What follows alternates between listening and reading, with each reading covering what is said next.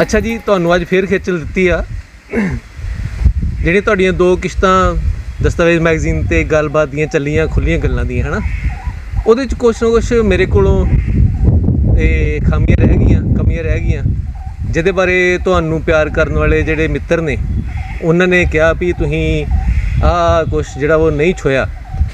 Number 1 ਤੇ ਉਹ ਕਹਿੰਦੇ ਵੀ ਬਾਬਾ ਜੀ ਨੇ ਤੇ 20% ਆਪਣਾ ਅੰਦਰੋਂ ਕੱਢਿਆ ਵਾ, ਆਪਣਾ ਜਿਹੜਾ ਬੰਦਾ ਉਹਨਾਂ ਦੇ ਅੰਦਰ ਬੈਠਾ ਉਹਦੇ ਬਾਰੇ ਸਿਰਫ 20% ਗੱਲਾਂ ਕੀਤੀਆਂ, 80% ਬਾਬਾ ਜੀ ਨੇ ਕੁਛ ਨਹੀਂ ਦੱਸਿਆ। ਹੁਣ ਉਹ ਮਿੱਤਰਾਂ ਨੂੰ ਆਸ ਆ ਵੀ ਆਪਾਂ ਇਸ ਕਿਸ਼ਤ ਦੇ ਵਿੱਚ ਉਹ 80% ਬਾਬਿਆਂ ਦੀਆਂ ਗੱਲਾਂ ਜਿਹੜੀਆਂ ਉਹ ਤੁਹਾਡੀਆਂ ਦੱਸੀ। ਇਹ ਗੱਲ ਮੇਰੀ ਆਖੀ ਹੋਈ ਹੈ। ਅੱਛਾ, ਮੈਂ ਕਹਿਣਾ ਸ਼ੁਰੂ ਤੋਂ ਬੜੇ ਚਿਰਾਂ ਤੋਂ ਕਹਿੰਦਾ, ਮੈਂ ਲਿਖਦਾ ਸੀ ਵੀ ਆਦਮੀ 20% ਦਿਸਦਾ ਹੈ ਜਾਂ ਦਿਖਾਉਂਦਾ ਆਪਣੇ ਆਪ ਨੂੰ ਵੀ ਆਹ ਮੈਂ, ਲੇਕਿਨ 80% ਉਹਦਾ ਲੁਕਿਆ ਵਾ ਹੁੰਦਾ, ਜਿਹਦੇ ਵਿੱਚੋਂ ਕੱਢਦਾ ਰਹਿੰਦਾ, ਕਦੇ ਕੱਢ ਕੇ ਕਦੇ ਬਾਹਰ ਦਿਖਾਉਂਦਾ, ਆਪਣਾ ਜ਼ਾਹਰ ਕਰਦਾ। ਜਿਹਨੂੰ ਉਹ ਜ਼ਾਹਰ ਕਰਦਿਆਂ ਕਈ ਵਾਰੀ ਉਹਦੇ ਕੋਲ ਅਣਚਾਹਿਆਂ ਹੀ ਬਹੁਤ ਗੱਲਾਂ ਆਖੀਆਂ ਜਾਂਦੀਆਂ ਨੇ। ਅੱਛਾ, ਜੇ ਆਦਮੀ ਕੋਈ ਲਿਖਦਾ ਹੋਵੇ ਜਿਸ ਤਰ੍ਹਾਂ ਮੈਂ ਲਿਖੀ ਹੈ, ਮੈਂ ਬੜਾ ਬੇਬਾਕ ਹੋ ਕੇ ਲਿਖਿਆ ਹੈ ਆਪਣੀ ਆਤਮ ਕਥਾ। ਮੈਂ ਜਿਹੜੀ ਲਿਖੀ ਹੈ ਨਾ, ਉਹ 'ਚ ਬਹੁਤ ਸਾਰੀਆਂ ਇਹੋ ਜਿਹੀਆਂ ਗੱਲਾਂ ਲਿਖੀਆਂ। ਮੈਨੂੰ ਪਤਾ ਸੀ ਵੀ ਇਹਦੇ ਨਾਲ ਮੇਰੇ ਭਾਈਆਂ ਨੂੰ ਵੀ ਤਕਲੀਫ ਹੋਊਗੀ, ਮੇਰੇ ਸਾਲਿਆਂ ਨੂੰ ਹੋਊਗੀ, ਮੇਰੇ ਘਰਦਿਆਂ ਨੂੰ ਹੋਊਗੀ, ਮੇਰੇ ਬਾਪ ਨੂੰ ਹੋਊਗੀ, ਸਾਰਿਆਂ ਬਾਰੇ ਇਹੋ ਜਿਹੀਆਂ ਗੱਲਾਂ। ਮੈਂ ਕਈ ਵਾਰ ਰਫ ਵੀ ਮੇਰੇ 'ਚ ਰਫਨੈਸ ਵੀ ਆ ਜਾਂਦੀ ਹੈ ਨਾ, ਉਹ ਵੀ ਲਿਖੀਆਂ। ਫਿਰ ਅੱਛੀਆਂ ਗੱਲਾਂ ਵੀ ਹੁੰਦੀਆਂ ਨੇ। ਅੱਛਾ, ਜਦੋਂ ਵੀ ਤੁਸੀਂ ਕੋਈ ਕੰਮ ਕਰਦੇ ਹੋ, ਜ਼ਰੂਰ ਨਹੀਂ ਹੈ ਸਾਰੇ ਉਹਨੂੰ ਐਪਰੀਸ਼ੀਏਟ ਹੀ ਕਰਨਗੇ। ਬਹੁਤ ਸਾਰੇ ਇਹੋ ਜਿਹੇ ਕਿ ਨਿੰਦਕ ਵੀ ਹੋਣਗੇ, ਕੋਈ ਨੁਕਤਾਚੀਨੀ। ਵੈਸੇ ਨੁਕਤਾਚੀਨੀ ਤਾਂ ਹੋਣੀ ਚਾਹੀਦੀ ਹੈ। ਸਹੀ, ਨੁਕਤਾਚੀਨੀ ਜੇ ਤੁਸੀਂ ਨਹੀਂ ਕੀਤੀ ਤਾਂ ਤੁਹਾਡਾ ਤੁਸੀਂ ਮਿੱਟੀ ਕੀਤੀ ਹੈ, ਕੋਈ ਕੰਮ ਨਹੀਂ ਕੀਤਾ, ਚੱਜਦਾ ਨਹੀਂ ਕੀਤਾ। ਉਹ 'ਚ ਵੀ ਹੁਣ ਵੀ ਅਸੀਂ ਗੱਲਾਂ ਕਰਾਂਗੇ ਜਿਹੜੀਆਂ ਨਾ, ਉਹਨਾਂ 'ਚ ਤੁਸੀਂ ਮੈਨੂੰ ਪੁੱਛੋਗੇ ਤਾਂ ਮੈਂ ਉਹਨਾਂ 'ਚ ਵੀ ਬਹੁਤ ਸਾਰੀਆਂ ਇਹੋ ਜਿਹੀ ਮਿੱਤਰ ਸਵਾਲ ਜਵਾਬਦੇਹ ਹੋ ਜਾਣੀ ਹੈ। ਜਿਹੜੀ ਮੈਂ ਲੁਕਾਉਣ ਵਾਲੀ ਚੀਜ਼ ਨਾ 80% ਉਹ 'ਚੋਂ ਨਿਕਲ ਜਾਣਾ ਕੋਈ ਸਾਨੂੰ।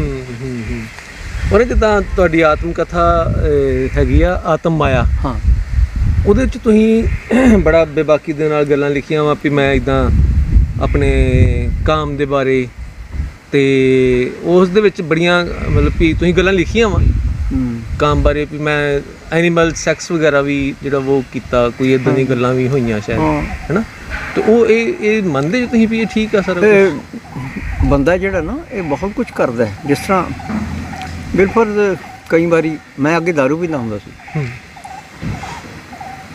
ਦਾਰੂ ਪੀਣੀ ਦੋਸਤਾਂ 'ਚ, ਨੀਮ ਹੋਸ਼ੀ 'ਚ ਹੋ ਜਾਣਾ, ਪਤਾ ਹੀ ਨਹੀਂ ਸੀ ਲੱਗਦਾ ਕੀ ਕਹੀ ਜਾਂਦੇ, ਬੋਲਣ ਦਾ ਵੀ ਨਹੀਂ ਸੀ ਪਤਾ। ਦੋਸਤਾਂ ਨਾਲ ਲੜ ਵੀ ਪਈਦਾ ਸੀਗਾ, ਗਾਲਾਂ ਵੀ ਕੱਢੀਆਂ ਸੀ। ਫਿਰ ਕਈ ਨਾ ਆਦਮੀ ਬੇਹੂਦਾ ਕੰਮ ਕਰਦਾ ਕਈ ਵਾਰੀ, ਇੰਨਾ ਹੀ ਉਹ ਸਿਰਤ ਹੋ ਜਾਂਦਾ ਕਈ ਵਾਰੀ, ਕਿਉਂਕਿ ਮੈਂ ਕਾਫੀ ਸ਼ਰਾਬ ਪੀਂਦਾ ਸੀਗਾ। ਅਤੇ ਇਹੋ ਜਿਹੀਆਂ ਗੱਲਾਂ ਸ਼ਾਇਦ ਕਈ ਵਾਰੀ ਇਹੋ ਜਿਹੀ ਗੱਲ ਹੋ ਗਈ ਹੋਵੇ ਕੋਈ, ਅਤੇ ਫਿਰ ਮੈਨੂੰ ਬਾਅਦ 'ਚ ਦੱਸਦੇ ਨੇ ਵੀ ਤੁਸੀਂ ਆਹ ਕੰਮ ਕੀਤਾ ਸੀ, ਤੁਸੀਂ ਐਂ ਕਰਦੇ ਸੀਗੇ। ਉਹ ਫਿਰ ਸਵੇਰ ਨੂੰ ਕਹਿੰਦੇ ਉਹ ਦਾਰੂ ਪੀ ਕੇ ਸਭ ਕੁਛ ਹੋ ਜਾਂਦਾ, ਛੱਡੋ ਪਰੇ। ਉਹ ਤੁਸੀਂ ਲਿਖਿਆ ਆਤਮ ਮਾਇਆ? ਹਾਂ, ਮੈਂ ਤਾਂ ਕਿਹਾ ਵੀ ਇਹੋ ਜਿਹੀਆਂ ਗੱਲਾਂ ਹੋਈਆਂ ਹੋਣਗੀਆਂ। ਮੈਨੂੰ ਸਵੇਰੇ ਦੱਸਿਆ ਲੋਕਾਂ ਨੇ ਵੀ ਤੁਸੀਂ ਇਹੋ ਜਿਹੀਆਂ ਹਰਕਤਾਂ ਕਰਦੇ ਰਹੇ। ਕੀ ਹੋਇਆ ਕੀ ਸੀ? ਉਹ ਕੀ ਪਤਾ ਜੀ, ਮੈਨੂੰ ਹੁਣ ਉੱਥੇ ਯਾਦ ਨਹੀਂ ਹੈ ਉਸ ਵੇਲੇ ਦੀ ਗੱਲ ਦਾ। ਮੈਨੂੰ ਹੁਣ ਉਸ ਝੋਲਾ ਜਿਹਾ ਹੀ ਹੈ ਵੀ ਇਹੋ ਜਿਹਾ ਕੁਛ ਉਹਨਾਂ ਨੇ ਦੇਖਿਆ ਸੀ, ਮੈਨੂੰ ਨਹੀਂ ਯਾਦ ਹੈ। ਅੱਛਾ, ਮਤਲਬ ਕੋਈ ਐਨੀਮਲ ਸੈਕਸ ਕੀਤਾ? ਹਾਂ। ਅਤੇ ਇਹ ਵੀ ਹੋ ਜਾਂਦਾ ਵੀ ਕੋਈ ਜਿੱਦਾਂ ਸੰਗਤ ਆਪਣੀ ਇਹੋ ਜਿਹੀ ਹੋ ਜਾਂਦੀ ਹੈ। ਸ਼ਰਾਬ ਦੇ ਵਿੱਚ ਤਾਂ ਚਲੋ ਬੰਦਾ ਮੈਂ ਸ਼ਰਾਬ ਪੀਊਂਗਾ, ਮੈਂ ਇਕੱਲਾ ਨੀਮ ਬੇਹੋਸ਼ ਹੋਊਂਗਾ ਜਾਂ ਆਪਣੀ ਹੋਸ਼ ਗਵਾਊਂਗਾ। ਤੁਹਾਡੇ ਨਾਲ ਮਿੱਤਰ ਵੀ ਤੇ ਤੁਹਾਡੇ ਹੈਗੇ ਸੀਗੇ ਜਿਹੜੇ ਉਦੋਂ ਪੀਣ ਡਏ? ਉਹ ਸਭ ਨੂੰ ਇੱਕੋ ਜਿਹਾ ਅਸਰ ਨਹੀਂ ਹੁੰਦਾ ਸ਼ਰਾਬ ਦਾ। ਉਹਨਾਂ ਨੇ ਰੋਕਿਆ ਨਹੀਂ ਤੁਹਾਨੂੰ ਵੀ ਇਹ ਤੂੰ ਕੀ ਕਰਨਾ? ਨਹੀਂ, ਉਸ ਵੇਲੇ ਨਹੀਂ। ਮੇਰਾ ਦਬਦਬਾ ਜ਼ਿਆਦਾ ਸੀਗਾ। ਅੱਛਾ। ਹੁਣ ਵੀ ਮੇਰਾ ਹਮੇਸ਼ਾ ਹੀ ਦੋਸਤਾਂ 'ਚ ਦਬਦਬਾ ਜ਼ਿਆਦਾ ਰਿਹਾ ਇਸ ਗੱਲ ਦਾ। ਅਤੇ ਉਹ ਸਾਰੇ ਜੂਨੀਅਰ ਸੀ ਮੇਰੇ ਕੋਲ। ਕੌਣ ਸੀਗੇ ਨਾਲ? ਉਹ ਬਹੁਤ ਸੀਗੇ, ਕੋਈ ਬੰਦੇ ਸੀਗੇ ਹੁਣ ਸਾਡੇ ਮੇਰੇ ਰਿਸ਼ਤੇਦਾਰ ਨਹੀਂ, ਮੇਰੇ ਦੋਸਤ ਦੇ ਰਿਸ਼ਤੇਦਾਰ ਸੀ। ਅੱਛਾ। ਲੇਖਕ ਨਹੀਂ? ਅਤੇ ਉੱਥੇ ਨਹੀਂ, ਲੇਖਕ ਕੋਈ ਨਹੀਂ ਸੀ। ਮੈਂ ਚੋਂ ਬਿਨਾਂ ਹੀ ਲੇਖਕ ਸੀਗੇ। ਇੱਕ ਸੀਗਾ ਸਾਡਾ ਰਾਜ ਹੁੰਦਾ ਸੀਗਾ, ਉਹ ਗਾਉਂਦਾ ਹੁੰਦਾ ਸੀ, ਉਹ ਟੀਚਰ ਸੀ ਮੇਰੇ ਨਾਲ ਕਿਤੇ।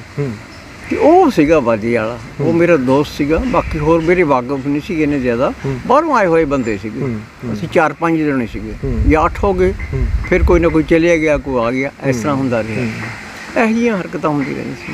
ਮਤਲਬ ਵੀ ਇਹਨਾਂ ਚੀਜ਼ਾਂ ਦਾ ਹੁਣ ਤੁਸੀਂ ਲੱਗਦਾ ਵੀ ਤੁਹਾਨੂੰ ਨਹੀਂ ਇਹ ਗਲਤ ਹੋਇਆ ਕੰਮ? ਮੈਂ ਤਾਂ ਕਹਿੰਦਾ ਆਦਮੀ ਨੂੰ ਪਤਾ ਹੀ ਨਹੀਂ ਹੁੰਦਾ ਗਲਤ ਤੇ ਠੀਕ ਦਾ। ਉਸ ਵੇਲੇ ਕਈ ਐਸੀ ਅਵਸਥਾ ਆ ਜਾਂਦੀ ਹੈ ਆਦਮੀ ਨੂੰ ਗਲਤ ਠੀਕ ਦਾ ਨਹੀਂ ਪਤਾ ਲੱਗਦਾ।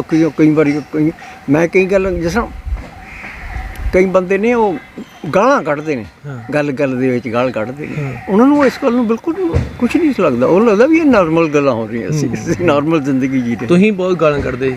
ਮੈਂ ਇਸ ਤਰ੍ਹਾਂ ਨਹੀਂ ਸੀ ਕੱਢਦਾ, ਲੇਕਿਨ ਮੈਂ ਦੋਸਤਾਂ 'ਚ ਬੈਠ ਕੇ ਜਿਸ ਵੇਲੇ ਅਸੀਂ ਦੋਸਤ ਮੇਰੇ ਦਾਰੂ ਵਾਲੇ ਵਾਲੇ ਦੋਸਤ ਇਕੱਠੇ ਹੁੰਦੇ, ਫਿਰ ਮੈਂ ਕੱਢਦਾ ਹੁੰਦਾ। ਹੁਣ ਵੀ ਨਿਕਲ ਜਾਂਦੀਆਂ ਹੁਣ ਵੀ ਨਿਕਲਦੀ ਹੈ ਮੇਰੇ ਮੂੰਹ ਵਾਹਵਾ ਨਿਕਲ ਜਾਂਦੀ। ਹਾਂ, ਕਦੇ ਕਹਿ ਹੋ ਜਾਂਦਾ। ਹਾਂ। ਸਾਡੇ ਘਰ ਦੇ ਵਿੱਚ ਕੋਈ ਗਾਲ ਨਹੀਂ ਸੀ ਕੱਢਦਾ।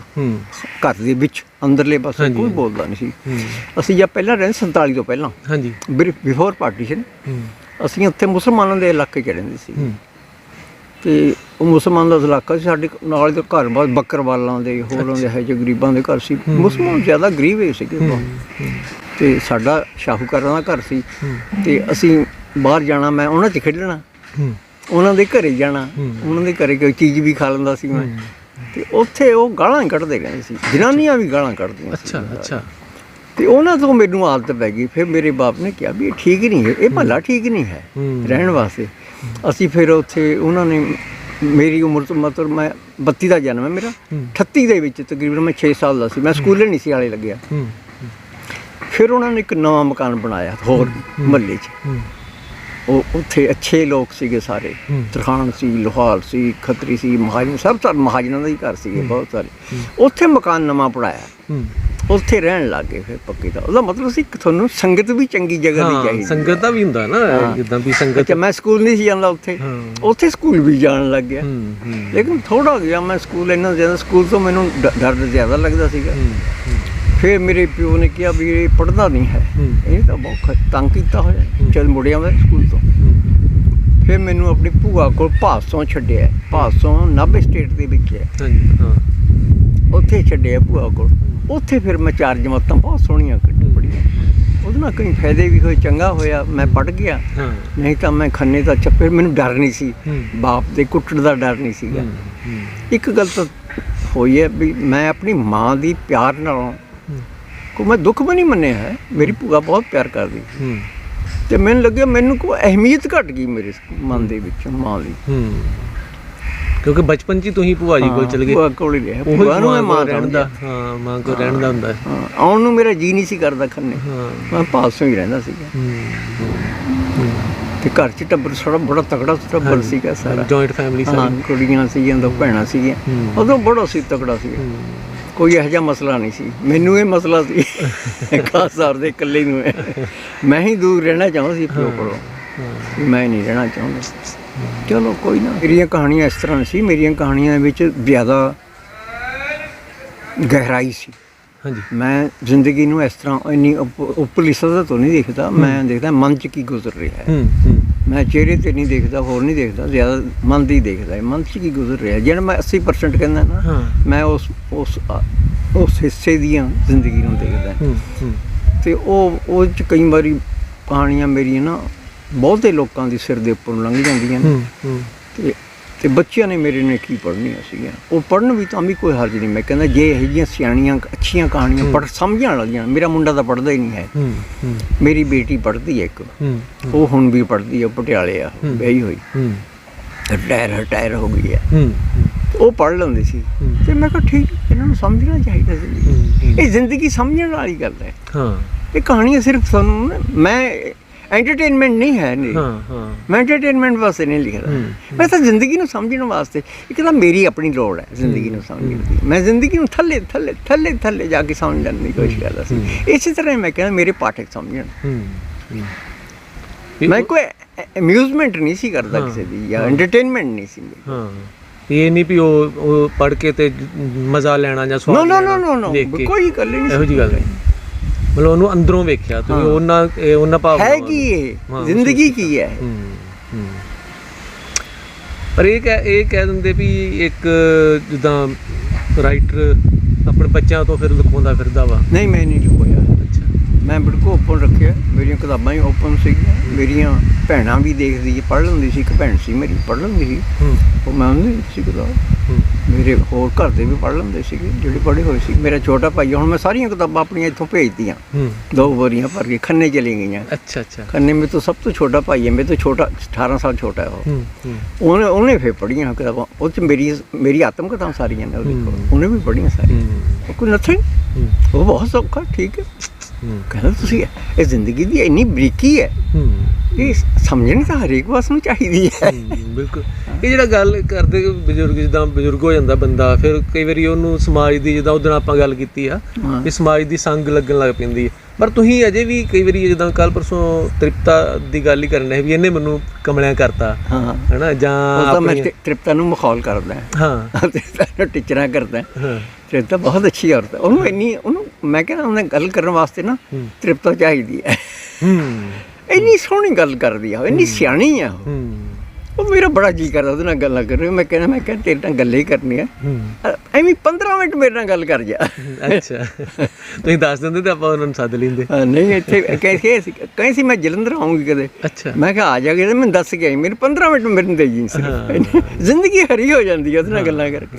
ਇੱਦਾਂ ਹੀ ਬਾਕੀ ਕੁੜੀਆਂ ਵੀ ਆ, ਜਿੱਦਾਂ ਸਰਗੀ ਦੀ ਵੀ ਹੈਗੀ ਆ, ਚਹਿਲ ਆ, ਤੁਹਾਡੇ ਕੋਲ ਆਈਆਂ। ਸਰਗੀ ਕਹਾਣੀ ਬਹੁਤ ਸੋਹਣੀ ਲਿਖਦੀ ਹੈ, ਅੱਛੀ ਲਿਖਦੀ। ਹਰਕੀਰਤ ਚਹਿਲ ਆ, ਹੈ ਨਾ, ਦੂਜੀ ਦੀਪਤੀ ਆ, ਇਹ ਸਾਰੀਆਂ ਕੁੜੀਆਂ। ਦੀਪਤੀ ਬੂਟਾ, ਭੁਪਿੰਦਰਪ੍ਰੀਤ ਆ ਕੁੜੀ ਉਹ। ਨਾ, ਦੀਪਤੀ ਨੂੰ ਨਹੀਂ ਮੈਂ ਜ਼ਿਆਦਾ ਮਿਲਿਆ ਹੈ, ਲੇਕਿਨ ਅੱਛਾ ਹੋਰ ਇਹ ਮੇਰੇ ਨੇੜੇ ਰਹੀਆਂ ਨੇ, ਮਤਲਬ ਮਿਲਦੀਆਂ ਰਹੀਆਂ। ਹਾਂ, ਭੁਪਿੰਦਰ ਕੌਰ ਪ੍ਰੀਤ ਬੜੇ ਤੁਹਾਡੇ ਉਦਣ ਉਹਨਾਂ ਨੇ ਇੱਕ ਐਪੀਸੋਡ ਦੇ ਵਿੱਚ ਗੱਲਾਂ ਕੀਤੀਆਂ ਵੀ ਤੁਹਾਡੇ ਕਮਰੇ ਦੀ ਸਫਾਈ ਕਰਨ ਲੱਗੀਆਂ ਤੇ ਬੁੱਧ ਦੀ ਮੂਰਤ। ਆਹੋ, ਹੈ ਨਾ। ਭੁਪਿੰਦਰ ਕੌਰ ਪ੍ਰੀਤ ਵੀ ਇੱਥੇ ਆਉਂਦੀ ਸੀ ਜਿਸ ਵੇਲੇ ਰੇਡੀਓ ਸਟੇਸ਼ਨ ਤੇ ਜਾਂ ਟੀਵੀ ਦੇ ਉੱਤੇ ਪ੍ਰੋਗਰਾਮ ਹੁੰਦਾ ਸੀ ਨਾ, ਉਹ ਮੇਰੇ ਕੋਲ ਆ ਕੇ ਜਾਂਦੀ ਸੀ, ਜਾਂ ਕਈ ਵਾਰੀ ਮੇਰੇ ਕੋਲ ਰਾਤ ਵੀ ਰਹਿ ਪੈਂਦੀ ਸੀ। ਅੱਛਾ, ਉਹ ਬਹੁਤ ਅੱਛੀ ਔਰਤ ਹੈ। ਮੈਂ ਉੱਥੇ ਵੀ ਮੁਕਤਸਰ ਵੀ ਇੱਕ ਵਾਰੀ ਗਿਆ ਸੀਗਾ, ਉੱਥੇ ਵੀ ਮਤਲਬ ਘਰ ਰਹਿ ਕੇ ਆਇਆ ਸੀਗਾ। ਅੱਛਾ, ਮੈਂ ਤਾਂ ਦੇਖਣਾ ਚਾਹੁੰਦਾ ਸੀ, ਮੇਰਾ ਜੀਅ ਕਰਦਾ ਰਹਿੰਦਾ ਸੀ ਦੇਖਣ ਦਾ, ਕਿਵੇਂ ਰਹਿੰਦੇ ਨੇ ਕੋਈ ਪੁਰਾਣਾ। ਮੈਂ ਇਸ ਲਈ ਐਵੇਂ ਬਿਨਾਂ ਦੇ ਦੋਸਤਾਂ ਨੂੰ ਮਿਲਣ ਚਲੇ ਜਾਂਦਾ ਸੀ। ਐਵੇਂ ਕਿਉਂ? ਲੋਕ ਕਹਿੰਦੇ ਪੈਸੇ ਐਵੇਂ ਖਰਚੀ ਜਾਂਦੇ ਤੇ ਮੈਂ ਕਹਿੰਦਾ ਹਾਂ, ਮੈਨੂੰ ਸਵਾਦ ਆਉਂਦਾ, ਚੰਗਾ ਲੱਗਦਾ। ਇੱਕ ਭੁਪਿੰਦਰ ਵੀਰ ਨੇ ਇਹ ਗੱਲ ਕੀਤੀ ਹੈ, ਜਿੱਦਾਂ ਤੁਹਾਨੂੰ ਉਹਨਾਂ ਨੇ ਪੁੱਛਿਆ ਵੀ ਤੁਸੀਂ ਕਿੰਨੀਆਂ ਮੁਹੱਬਤਾਂ ਕੀਤੀਆਂ, ਤੇ ਉਹ ਕਹਿੰਦੇ ਕਿ ਪ੍ਰੇਮ ਪ੍ਰਕਾਸ਼ ਆਂਦੇ ਵੀ ਮੈਂ ਇੱਕੋ ਹੀ ਮੁਹੱਬਤ ਕੀਤੀ। ਉਹਦੇ ਬਾਰੇ ਕੁਛ ਦੱਸੋ ਵੀ ਕੌਣ ਆ ਉਹ ਮੁਹੱਬਤ? ਨਹੀਂ, ਮੁਹੱਬਤ ਬਾਰੇ ਤਾਂ ਮੈਂ ਇੱਕ ਜੇ ਤੁਹਾਨੂੰ ਸੱਚੀ ਗੱਲ ਦੱਸਾਂ, ਹੁੰਦਾ ਪਿਆ ਵੀ ਮੈਨੂੰ ਤਾਂ ਆਪਣੀ ਪਤਨੀ ਨਾਲ ਮੁਹੱਬਤ ਹੋਈ ਸੀ ਪਹਿਲੀ। ਮੈਂ ਉਦੋਂ ਅੱਛੀ ਔਰਤ ਨਹੀਂ ਦੇਖੀ। ਇੰਨਾ ਸਾਡਾ ਮੈਨੂੰ ਤਾਂ ਮਹਿਸੂਸ ਹੋਣ ਲੱਗਿਆ, ਮੈਂ ਪਹਿਲਾਂ ਜਿਹੜੀਆਂ ਗੱਲਾਂ ਕਰਦਾ ਸੀ ਮੈਨੂੰ ਐਵੇਂ ਹੀ ਲੱਗਦੀਆਂ ਸੀ, ਖੋਖਲੀਆਂ ਸੀਗੀਆਂ। ਸੱਚਾਈ ਇਹ ਸੀਗੀ ਮੈਂ ਤਾਂ ਜ਼ਿੰਦਗੀ 'ਚ ਪਹਿਲੀ ਵਾਰੀ ਕਿਸੇ ਨੂੰ ਮੁਹੱਬਤ ਕੀਤੀ ਆ, ਉਹ ਮੇਰੀ ਘਰ ਵਾਲੀ ਸੀ। ਫਿਰ ਹੌਲੀ ਹੌਲੀ ਸਮਾਂ ਲੰਘਦਾ ਗਿਆ, ਫਿਰ ਦੋਸਤੀਆਂ ਹੁੰਦੀਆਂ ਰਹੀਆਂ, ਕਿਉਂਕਿ ਇੱਥੇ ਜਲੰਧਰ ਦੇ ਵਿੱਚ ਇੱਕ ਬੜਾ ਖੁੱਲ੍ਹਾ ਮਾਹੌਲ ਹੈ। ਇੱਥੇ ਸਭਾਵਾਂ ਨੇ, ਇੱਥੇ ਮਿਲਦੇ ਨੇ, ਲਿਖਣ ਵਾਲੇ ਇੱਕ ਦੂਜੇ ਨੂੰ ਮਿਲਦੇ ਨੇ, ਬਹੁਤ ਸਾਰੇ ਕੁੜੀਆਂ ਲਿਖਣ ਵਾਲੀਆਂ ਬਹੁਤ ਨੇ ਇੱਥੇ, ਅਤੇ ਗੱਲਾਂ ਕਰਦੇ ਸੀ ਤਾਂ ਕਰਕੇ ਖੁੱਲ੍ਹੀਆਂ ਗੱਲਾਂ ਬਹੁਤ ਸਾਰੀਆਂ ਹੋ ਜਾਂਦੀਆਂ ਸੀ। ਉਹ ਵੀ ਖੁੱਲ੍ਹੀਆਂ ਗੱਲਾਂ ਲਿਖਦੀਆਂ ਨੇ। ਅਤੇ ਉਸ ਸਮੇਂ ਦੇ ਵਿੱਚ ਇਹੋ ਜਿਹੀਆਂ ਦੋਸਤੀਆਂ ਹੋਰ ਕਈਆਂ ਨਾਲ ਹੋਈਆਂ, ਬਹੁਤ ਸਾਰਿਆਂ ਨਾਲ ਹੋਈਆਂ। ਇਸੇ ਤਰ੍ਹਾਂ ਹੀ ਦੋਸਤਾਂ ਹੋਈਆਂ ਸਾਹਿਤਕਾਰ ਨਾਲ, ਜਾਂ ਕੋਈ ਆਰਟਿਸਟ ਹੈ, ਜਾਂ ਕੋਈ ਹੋਰ ਕਿਸੇ ਕਿਸਮ ਦੇ ਆਰਟ ਦੇ ਵਿੱਚ ਸ਼ਾਮਿਲ ਹੈ। ਮਤਲਬ ਉਹ ਆਰਟਿਸਟਾਂ ਦੇ ਨਾਲ ਸਾਡਾ ਇੱਕ ਤਰ੍ਹਾਂ ਦਾ ਸਾਂਝ ਰਹੀ ਹੈ। ਮੇਰੀ ਦੋਸਤੀ ਜ਼ਿਆਦਾ ਸੁਰਜੀਤ ਕੌਰ ਨਾਲ ਰਹੀ ਹੈ। ਸੁਰਜੀਤ ਕੌਰ ਇੱਥੇ ਕਾਲਜ ਪ੍ਰੋਫੈਸਰ, ਫਾਈਨ ਆਰਟਸ, ਅਤੇ ਉਹ ਆਰਟ ਦੀ ਪ੍ਰੋਫੈਸਰ ਸੀ। ਅਤੇ ਉਹਦੇ ਘਰ 'ਚ ਬੜਾ ਮਾਹੌਲ ਅੱਛਾ ਇਹੋ ਜਿਹਾ ਲੱਗਦਾ ਸੀਗਾ ਨਾ। ਅਸੀਂ ਕੁਛ ਦਿਨਾਂ ਬਾਅਦ ਸਾਡੇ ਉੱਥੇ 2-4 ਇਕੱਠੇ ਹੋ ਜਾਂਦੇ, ਕੋਈ ਨਾ ਕੋਈ ਪੇਂਟਰ ਹੈ, ਕੋਈ ਲਿਖਣ ਵਾਲਾ ਹੈ, ਕੋਈ ਡਰਾਮਾ ਖੇਡਣ ਵਾਲਾ ਹੈ, ਕੋਈ ਕਿਸ ਕਿਸਮ ਦਾ, ਮਤਲਬ ਉੱਥੇ ਮੀਟਿੰਗਾਂ ਮਹਿਫਲਾਂ ਲੱਗਦੀਆਂ ਰਹਿੰਦੀਆਂ ਸੀ। ਅਸੀਂ ਇਹਨੂੰ ਐਵੇਂ ਹੋ ਗਿਆ, ਉੱਥੇ ਲਿਟਰੇਚਰ ਦੀਆਂ ਗੱਲਾਂ ਹੁੰਦੀਆਂ ਸੀ। ਕਈ ਵਾਰੀ ਤੀਵੀਆਂ ਜਨਾਨੀਆਂ ਉਹਦੇ ਕੋਲ 4-5 ਇਕੱਠੀਆਂ ਹੋ ਜਾਂਦੀਆਂ ਸੀਗੀਆਂ, ਉਹ 4-5 ਦੇ ਫਿਰ ਅਸੀਂ ਬੜੀਆਂ ਬਹਿਸਾਂ ਕਰਨੀਆਂ। ਫਿਰ ਉਹਨੇ ਔਰਤਾਂ ਦੇ ਮਸਲਿਆਂ ਬਾਰੇ ਬਹਿਸ ਕੀਤੀ ਇੱਕ ਵਾਰੀ ਬਹੁਤ, ਮੈਂ ਸਾਰੀ ਰਿਕਾਰਡ ਕਰ ਲਈ। ਰਿਕਾਰਡ ਕਰਕੇ ਮੈਂ ਇੱਕ ਪਰਚਾ ਕੱਢਿਆ ਫਿਰ ਔਰਤਾਂ ਦੇ ਮਸਲਿਆਂ ਬਾਰੇ, ਵੀ ਔਰਤਾਂ ਕੀ ਕਹਿੰਦੀਆਂ ਨੇ ਇਹਦੇ ਬਾਰੇ। ਇਸ ਕਿਸਮ ਦੀਆਂ ਮਤਲਬ ਸਾਡੀ ਉੱਥੇ ਨਾ ਬੜੀ ਮਹਿਫਲ ਚੱਲਦੀ ਸੀ। ਮੈਂ ਕਿਹਾ ਸੀ ਵੀ ਆਹ ਸਕੂਲਾਂ ਹੁੰਦਾ, ਇੰਨੇ ਬੰਦਿਆਂ ਨੂੰ ਇੰਨੀ ਸਮਝ ਨਹੀਂ ਸੀ ਆਉਂਦੀ। ਸਾਨੂੰ ਵੀ ਇਹਨਾਂ ਨਾਲ ਹੀ ਸਮਝ ਆਈ ਹੈ। ਅਸੀਂ ਕੋਈ ਸਮਝ ਕੋਲੋਂ ਕਿੱਥੋਂ ਪਤਾ ਨਹੀਂ, ਇੱਥੋਂ ਲਈ ਹੈ। ਇੱਕ ਤਰ੍ਹਾਂ ਦੇ ਸਕੂਲ ਬਣ ਜਾਂਦੇ। ਉਹ ਬੜਾ ਪਿਆਰਾ ਸਕੂਲ ਸੀ, ਬੜਾ ਚੱਲਦਾ ਰਿਹਾ। ਫਿਰ ਆਦਿ ਸਿਆਣਾ ਹੋ ਜਾਂਦਾ, ਆਦਿ ਅੱਕ ਜਾਂਦਾ। ਸੁਰਜੀਤ ਕੌਰ ਵੀ ਅੱਕ ਗਈ ਵਿਚਾਰੀ। ਬਿਮਾਰ ਰਹਿਣ ਲੱਗ ਗਈ ਸੀ। ਉਮਰ ਹੈ ਜਿਹੜੀ ਬਹੁਤ ਬੰਦੇ ਦੇ ਔਰਤਾਂ ਦੇ ਖਾਸ ਤੌਰ 'ਤੇ ਮਾੜਾ ਅਸਰ ਕਰਦੀ ਹੈ। ਐਸੇ ਤਰ੍ਹਾਂ ਹੀ ਆ ਬਹੁਤ ਸਾਰੇ ਸਾਡੇ। ਹੁਣ ਕਦੇ ਮਿਲੇ ਕਿ ਨਹੀਂ? ਨਹੀਂ, ਮੈਂ ਹੁਣ ਇੱਕੋ ਵਾਰੀ ਐਵੇਂ ਕਦੇ ਮੈਂ ਜਾ ਵੀ ਨਹੀਂ ਸਕਦਾ, ਮੈਂ ਆਪ ਨਹੀਂ ਤੁਰਦਾ। ਅੱਛਾ, ਇੱਥੇ ਰਹਿੰਦੇ ਆ ਜੀ? ਨਾ, ਇੱਥੇ ਹੀ ਰਹਿੰਦੇ ਨੇ। ਸਿਆਣੇ ਹੋ ਗਏ, ਬਹੁਤ ਉਮਰ ਲੰਘੀ, ਕਮਜ਼ੋਰੀ ਹੋ ਗਈ ਹੈ ਬਹੁਤ। ਹਾਂ ਹਾਂ। ਤੇ ਮਤਲਬ ਜਿਹਨੂੰ ਕਹੀਏ ਵੀ ਨਹੀਂ, ਸੈਰ ਕਰਨ ਜੋਗੀ ਵੀ ਨਹੀਂ ਰਹੀ। ਅੱਛਾ, ਠੀਕ ਹੋਣਾ ਵਿਚਾਰੀ ਤੋਂ। ਅਸੀਂ ਤਾਂ ਇੱਥੇ ਬੈਠੇ ਬੈਠੇ ਖਬਰ ਲੈ ਲਈ ਦੀ ਹੈ ਟੈਲੀਫੋਨ 'ਤੇ, ਕੀ ਹਾਲ ਹੈ, ਠੀਕ ਹੈ। ਉਹਦਾ ਮਤਲਬ ਬਿਮਾਰੀ ਨਹੀਂ ਹੈ ਕੋਈ, ਇੰਨੀ ਚੰਗਾ ਹੈ। ਮੈਂ ਵੀ ਇਸੇ ਤਰ੍ਹਾਂ, ਮੈਂ ਘਰ 'ਚ ਬੈਠਾ ਰਹਿੰਦਾ ਅਤੇ ਮੈਂ ਕਿਹੜੇ ਬਾਹਰ ਜਾਂਦਾ ਹੀ ਨਹੀਂ ਕਿਤੇ ਵੀ, ਮੈਂ ਮਾਰਕੀਟ ਤੱਕ ਨਹੀਂ ਜਾਂਦਾ। ਇੱਕ ਗੱਲ ਹੋਰ ਵੀ ਤੁਹਾਡੇ ਬਾਰੇ ਇਹਨੇ ਕੀਤੀ ਸੀ ਵੀ ਬਾਬੇ ਪੈਲੀ ਬੰਨੇ ਵਾਲੇ ਬੜੇ ਆ, ਪਰ ਉਹ ਐਪੀਸੋਡ ਦੇ ਵਿੱਚ ਜਿੱਦਾਂ ਨਾ ਪੈਸਾ ਕੀਤਾ ਤੁਸੀਂ, ਜਦੋਂ ਕਿਤਾਬ ਦੀ ਗੱਲ ਹੋ ਗਈ ਬੜੇ ਪੈਸੇ ਆਏ, ਜਾਂ ਲੋਕ ਗੀਤ ਵਾਲਿਆਂ ਬੜੇ ਪੈਸਾ ਕੀਤਾ, ਤੇ ਬਾਬੇ ਤਗੜੇ ਬੜੇ ਆ, ਜ਼ਿਮੀਂਦਾਰ, ਹੈ ਨਾ? ਆਹੋ, ਮੇਰਾ ਘਰ ਤਕੜਾ ਹੈ, ਬਹੁਤ ਤਕੜਾ, ਅਮੀਰ ਆਦਮੀਆਂ ਦਾ। ਤੇ ਉਹ ਕਹਿੰਦੇ ਵੀ ਕਿਉਂ ਇੰਨਾ ਪੈਸਾ ਕਰਦੇ ਆ? ਫਿਰ ਵੀ ਪੈਸੇ ਦੀ ਗੱਲ ਸੀ, ਉਹ ਤਾਂ ਮੈਂ ਦੱਸਣਾ ਸੀ ਕਿ ਕੋਈ ਗੱਲ ਦੱਸਣੀ ਸੀ। ਕਿਸੇ ਨੇ ਕੋਈ ਸਵਾਲ ਪਹਿਲਾਂ ਕੀਤਾ ਸੀਗਾ, ਮੈਂ ਕਹਿੰਦਾ ਸੀ ਪੰਜਾਬੀ ਦੇ ਵਿੱਚ ਜਿਹੜੇ ਨਾ ਜਿਹੜੇ ਲਿਖਣ ਵਾਲੇ ਨੇ, ਉਹ ਲੋਕ ਗੀਤ ਵਾਲਾ ਕਹਿੰਦਾ ਹੁੰਦਾ ਸੀ। ਉਹ ਕਹਿੰਦਾ ਜੈਨ, ਉਹ ਕਹਿੰਦਾ ਸਾਨੂੰ 94% ਲੋਕ 96% ਲੋਕ ਪੈਸੇ ਦੇ ਕੀ ਕਿਤਾਬ 'ਚ ਪਾਉਂਦੇ ਨੇ। ਹਾਂ, ਪੰਜਾਬੀ ਦੀ ਕਿਤਾਬ। ਕਹਿੰਦਾ ਅਸੀਂ 25-26 ਹਜ਼ਾਰ ਨੇ, 22 ਹਜ਼ਾਰ ਤੋਂ ਘੱਟ ਲੈਂਦੇ ਹੀ ਨਹੀਂ ਤਾਂ ਕਿਸੇ ਨਾਲ 20 ਹਜ਼ਾਰ ਕਰ ਲਾਂਗੇ, ਸੌਦਾ ਕਰਦੇ ਹਾਂ। ਤੇ ਕਹਿੰਦਾ ਅਸੀਂ ਸਿਰਫ ਥੋੜ੍ਹੇ ਜਿਹੇ 5% ਕੁਛ 2-3% ਇਹੋ ਜਿਹੇ ਲੋਕ ਨੇ ਜਿਨ੍ਹਾਂ ਕੋਲ ਨਾ ਦਿੰਦੇ ਨਾ ਲੈਂਦੇ ਆ। ਕਹਿੰਦਾ ਐਵੇਂ 2-2.5% ਨੇ ਜਿਨ੍ਹਾਂ ਨੂੰ ਅਸੀਂ ਦਿੰਦੇ ਹਾਂ, ਪੈਸਾ ਦਿੰਦੇ ਹਾਂ। ਉਹ ਮੈਂ ਇਸ ਗੱਲ ਦੀ ਵੀ ਮੈਨੂੰ ਤੁਸੀਂ ਉਹਨਾਂ ਦੇ ਵਿੱਚੋਂ, ਮੈਂ ਉਹਨਾਂ ਵਿੱਚੋਂ ਸੀ। ਮੈਨੂੰ 20,000 ਰੁਪਇਆ ਹਰ ਕਿਤਾਬ ਬੜੇ ਪਿਆਰ ਨਾਲ ਦਿੰਦੇ। ਇਹ ਲੜ ਕੇ ਨਹੀਂ, ਝਗੜ ਕੇ ਨਹੀਂ, ਕੁਛ ਨਹੀਂ। ਬਸ ਮੈਂ ਜਾਣਾ, CD ਲੈ ਕੇ ਜਾਣੀ, ਉਹ 'ਚ ਆਪਣੀ ਕਿਤਾਬ ਪਾ ਕੇ CD ਜਾ ਕੇ ਫੜਾ ਦੇਣੀ, ਉਹਨੇ ਮੈਨੂੰ 20,000 ਰੁਪਇਆ ਦੇ ਦਿੱਤਾ। ਇਹਦੇ ਨਾਲ ਮੈਂ ਕਹਿੰਦਾ ਸੀ, ਇਹ ਇੱਕ ਤਰ੍ਹਾਂ ਦੀ ਲੋਕੀ ਅਵਾਰਡਾਂ ਦੀ ਗੱਲ ਕਰਦੇ ਨਾ। ਮੈਂ ਕਹਿੰਦਾ ਇਸ ਵੱਲ 'ਚ ਮੈਂ ਬਹੁਤ ਅਮੀਰੀ ਰਿਹਾ ਵੀ ਮੈਨੂੰ ਇਹ ਪੈਸੇ ਮਿਲਦੇ ਰਹੇ, ਮੈਂ ਪੈਸੇ ਤੋਂ ਤੰਗ ਨਹੀਂ ਹੋਇਆ ਕਦੇ। ਪਹਿਲਾਂ ਵੀ ਮੈਨੂੰ ਪੈਸੇ ਮਿਲਦੇ ਰਹੇ, ਜੇ ਮੈਂ ਦੱਸਿਆ ਸੀਗਾ ਮੈਨੂੰ 10 ਸਾਲ ਸੈਂਟਰ ਗਵਰਨਮੈਂਟ ਤੋਂ ਪੈਨਸ਼ਨ ਮਿਲਦੀ ਰਹੀ, ਫਿਰ ਇਹ ਮਿਲਦੇ ਰਹੇ, ਫਿਰ ਪੈਸੇ ਹੋਰ ਮਿਲਣ ਲੱਗੇ। ਉਹ ਮੈਂ ਗਰੀਬ ਤਾਂ ਨਹੀਂ ਤਾਂ ਭੁੱਖੇ ਮਰਦੇ ਨੇ। ਪੰਜਾਬੀ ਲੇਖਕ, ਮੈਨੂੰ ਤਾਂ ਬਹੁਤ ਪੈਸਾ ਮਿਲਿਆ, ਮਿਲ ਹੀ ਜਾਂਦਾ, ਹੁਣ ਵੀ ਮਿਲੀ ਜਾਂਦਾ। ਫਿਰ ਮੈਨੂੰ ਅਵਾਰਡ, ਮੈਨੂੰ 10 ਲੱਖ ਰੁਪਈਆਂ ਦੇ ਅਵਾਰਡ ਮਿਲ ਚੁੱਕੇ। ਉਹ ਕਿਵੇਂ ਮਿਲ ਗਏ? ਮੈਂ ਕਿਹਾ ਮੋਗੇ ਵਿੱਚ ਸਿੱਟੀ ਜਾਂਦੇ ਨੇ ਮੇਰੇ। ਆਹੋ, ਇਹ ਕਿੱਦਾਂ ਚੱਕਰ ਆ? ਕੋਈ ਵੱਡੇ ਕਹਾਣੀਕਾਰ ਆ ਜਿਨ੍ਹਾਂ ਨੇ, ਕੋਈ ਹੋਰ ਕਹਾਣੀਕਾਰ ਵੀ ਆ ਜਿਨ੍ਹਾਂ ਨੇ ਟਿਕਟਾਂ ਅਕਸਰ ਹੀ ਲੜਾਉਂਦੇ ਆ, ਤੇ ਤੁਹਾਨੂੰ ਕਿੱਦਾਂ ਬਿਨਾਂ ਟਿਕਟ? ਮੈਂ ਤੇ ਇਹੀ ਗੱਲ ਕਹਿਣਾ ਨਾ, ਇਹ ਮੈਨੂੰ ਕਿਉਂ ਪਬਲਿਸ਼ਰ ਦਿੰਦਾ ਰਿਹਾ, ਮੈਨੂੰ ਕਿਉਂ ਇਹ ਅਵਾਰਡ ਮਿਲਦੇ ਰਹੇ? ਤੁਹਾਡੀ ਪੀੜ੍ਹੀ ਦੇ ਲੋਕਾਂ ਨੂੰ ਹੀ ਉਲਾਮਾ ਵਾ? ਮੇਰੀ ਜਿਹਨੇ ਕਿਸੇ ਨੂੰ ਮਿਲੀ, ਕਿਸੇ ਨੂੰ ਮਿਲੀ। ਮੈਨੂੰ 10 ਅਵਾਰਡ ਮਿਲੇ। ਉਲਾਮਾ ਵੀ ਜ਼ਿਆਦਾ ਨਾ, ਗਿਲਾ ਵੀ ਤੁਹਾਡੀ ਪੀੜ੍ਹੀ ਦੇ ਲੋਕਾਂ ਨੂੰ ਹੀ ਆ। ਜਿੱਦਾਂ ਤੁਹਾਡੀ ਪੀੜ੍ਹੀ ਦੇ ਜਿਹੜੇ ਬੰਦੇ ਨੇ, ਉਹਨਾਂ ਨੂੰ ਜ਼ਿਆਦਾ ਗਿਲਾ ਹੈ ਵੀ ਉਹਨਾਂ ਨੂੰ ਇਨਾਮ ਜਿਹੜੇ ਉਹ ਨਹੀਂ ਮਿਲੇ, ਜਾਂ ਟਿਕਟ ਲੜਾਉਣੀ ਪੈਂਦੀ ਹੈ। ਸਗੋਂ ਮੈਂ ਹੱਸਦਾ ਹੁੰਦਾ, ਇੱਕ ਇਨਾਮ ਸੀਗਾ, ਉਹ ਪੰਜਾਬ ਸਰਕਾਰ ਦਾ, ਉਹਦਾ ਨਾਂ ਸੀਗਾ ਕੋਈ, ਪਤਾ ਨਹੀਂ ਕੋਈ ਅੱਛਾ ਜਿਹਾ ਨਾਂ ਸੀਗਾ, ਰਤਨ, ਸਾਹਿਤ ਰਤਨ। ਉਹ 5 ਲੱਖ ਦਾ ਸੀ, ਉਹ ਮੈਨੂੰ ਮਿਲ ਗਿਆ। ਤਾਂ ਹੀ 10 ਲੱਖ ਬਣੇ ਨਾ, ਉਹ 5 ਲੱਖ ਉਹ ਮਿਲ ਗਿਆ। ਉਹ ਫਿਰ ਬਾਅਦ ਦੇ ਵਿੱਚ ਸਰਕਾਰ ਖਤਮ ਹੋ ਗਈ, ਉਹ ਅਵਾਰਡ ਹੀ ਖਤਮ ਹੋ ਗਿਆ। ਇੱਕੋ ਵਾਰੀ ਮਿਲਿਆ, ਮੁੜ ਕੇ ਕਿਸੇ ਨੂੰ ਮਿਲਿਆ ਹੀ ਨਹੀਂ। ਆਈਓ ਮੈਂ ਨਹੀਂ ਕਦੇ, ਮੈਂ ਸਭਾ ਦਾ ਮੈਂਬਰ ਨਹੀਂ ਕਿਸੇ ਦਾ। ਅੱਛਾ, ਅੱਜ ਤੱਕ ਕਿਸੇ ਸੰਸਥਾ ਦਾ ਮੈਂਬਰ ਨਹੀਂ ਮੈਂ ਬਣਿਆ। ਪਰ ਲੋੜ ਨਹੀਂ ਇਹਨਾਂ ਚੀਜ਼ਾਂ, ਮੈਨੂੰ ਨਹੀਂ ਲੋੜ ਹੈ। ਨਹੀਂ, ਸਭਾ ਨੂੰ ਲੋੜ ਹੋਊਗੀ। ਮੈਂ ਤਾਂ ਕਹਿੰਦਾ ਬਈ ਕਿਸੇ ਨੂੰ ਲੋੜ ਹੋਊਗੀ, ਉਹ ਕਰਨ, ਮੈਨੂੰ ਨਹੀਂ ਲੋੜ ਹੈ। ਮੈਂ ਨਹੀਂ ਕਿਤੇ ਜਾਂਦਾ। ਜੇ ਫਰਜ਼ ਕਰੋ, ਤੁਸੀਂ ਜਿੱਦਾਂ ਤੁਸੀਂ ਖਰੀਆਂ ਸਿੱਧੀਆਂ ਸਿੰਪਲ ਸਾਦਾ ਸੱਚੀਆਂ ਗੱਲਾਂ ਕਰਦੇ ਜੇ ਅੱਜ ਤੁਸੀਂ ਕੇਂਦਰੀ ਪੰਜਾਬੀ ਲੇਖ ਸਭਾ ਦੇ ਕੁਛ ਹੋਵੋ ਤੇ ਨਹੀਂ ਬੈਟਰ ਨਹੀਂ ਹੋ ਸਕਦਾ? ਨਹੀਂ, ਮੈਨੂੰ ਨਹੀਂ ਕੋਈ ਲੋੜ ਕੇਂਦਰੀ ਲੇਖ ਸਭਾ। ਜੇ ਉਹਨਾਂ ਨੂੰ ਲੋੜ ਹੋਵੇ ਤੇ ਹੋਵੇ ਬਈ, ਮੈਂ ਤਾਂ ਨਹੀਂ ਜਾਣਾ ਉਹਨਾਂ ਕੋਲ। ਅੱਛਾ। ਮੈਂ ਕਿਸੇ ਸੰਸਥਾ 'ਚ ਨਹੀਂ ਜਾਣਾ, ਮੈਂ ਕਿਸੇ ਆਰਗੇਨਾਈਜੇਸ਼ਨ 'ਚ ਨਹੀਂ ਜਾਣਾ। ਮੇਰਾ ਕੋਈ ਲੈਣਾ ਦੇਣਾ ਨਹੀਂ ਹੈ ਕਿਸੇ ਨਾਲ, ਮੈਂ ਤਾਂ ਇਕੱਲਾ ਰਹਿਣਾ। ਕਈ ਵਾਰੀ ਹੁੰਦਾ ਨਾ ਵੀ ਜਿੱਦਾਂ ਨਹੀਂ ਮੈਨੂੰ ਲੋੜ ਭਾਈ, ਮੈਂ ਇਕੱਲਾ ਹੀ ਰਹਿਣਾ। ਸੰਸਥਾ ਸਰਬਸੰਮਤੀ ਦੇ ਨਾਲ ਕਵੇ, ਮੈਨੂੰ ਕਿਸੇ ਦੀ ਹਮਾਇਤ ਦੀ ਵੀ ਲੋੜ ਨਹੀਂ ਹੈ, ਹਮਦਰਦੀ ਦੀ ਵੀ ਲੋੜ ਨਹੀਂ। ਤੁਸੀਂ ਕਿਸੇ ਤੁਹਾਡੇ ਨਾਲ ਨਹੀਂ ਜੁੜੇ? ਬਿਲਕੁਲ ਨਹੀਂ, ਮੈਂ ਹੀ ਨਹੀਂ ਜੁੜਿਆ ਕਿਸੇ ਨਾਲ। ਕੋਈ ਤੁਹਾਡਾ ਕੋਈ ਧੜਾ ਨਹੀਂ? ਕੋਈ ਨਹੀਂ, ਸਾਰੇ ਤੁਹਾਡੇ ਆ? ਇੱਕ ਵੀ ਨਹੀਂ, ਸਾਰੇ ਬੰਦੇ ਤੁਹਾਡੇ ਆ? ਨਹੀਂ ਐਵੇਂ ਨਹੀਂ ਮੈਂ ਕਹਿੰਦਾ। ਅੱਛਾ ਅੱਛਾ। ਬਥੇਰਿਆਂ ਨਾਲ ਮੈਂ ਨਫ਼ਰਤ ਕਰਦਾ, ਬਥੇਰਿਆਂ ਨੂੰ ਪਿਆਰ ਕਰਦਾ। ਇਹ ਤਾਂ ਇਕੱਲੇ ਇੰਡੀਵਿਜੂਅਲ ਦਾ ਮਸਲਾ, ਮੇਰਾ ਮਸਲਾ ਹੈ, ਉਹ ਨਿੱਜੀ ਹੈ। ਹਾਂ ਨਿੱਜੀ, ਮਤਲਬ ਲਿਖਣ ਪੜ੍ਹਨ ਦੇ ਵਿੱਚ ਲੇਖਕ ਦੇ ਤੌਰ ਤੇ ਨਹੀਂ, ਆਪਣੀ ਸਮਕਾਲੀ ਕਹਾਣੀਕਾਰਾਂ ਬਾਰੇ, ਨਾਵਲਕਾਰਾਂ ਬਾਰੇ। ਦਿੱਲੀ ਵੀ ਘੱਟੇ ਮਿਲਦਾ ਸੀ, ਹੋਰ ਵੀ ਕਿਤੇ ਘੱਟੇ ਜਾਂਦਾ ਸੀ। ਕੌਣ? ਰੁਪਾਣਾ। ਹਾਂ। ਤੇ ਹੁਣ ਵੀ ਉਹ ਕਿਸੇ ਨੂੰ ਮਿਲਦਾ ਨਹੀਂ ਹੈ ਬਹੁਤਾ। ਅੱਛਾ। ਨਾ ਕਿਤੇ ਜਾਂਦਾ, ਘਰੇ ਬੈਠਾ। ਉਹਦਾ ਤੇ ਮੁੰਡਾ ਵੀ ਹਾਲੇ ਤੇ ਵੀ ਮੇਰੇ ਖਿਆਲ ਇਕੱਲਾ ਹੀ ਹੈ।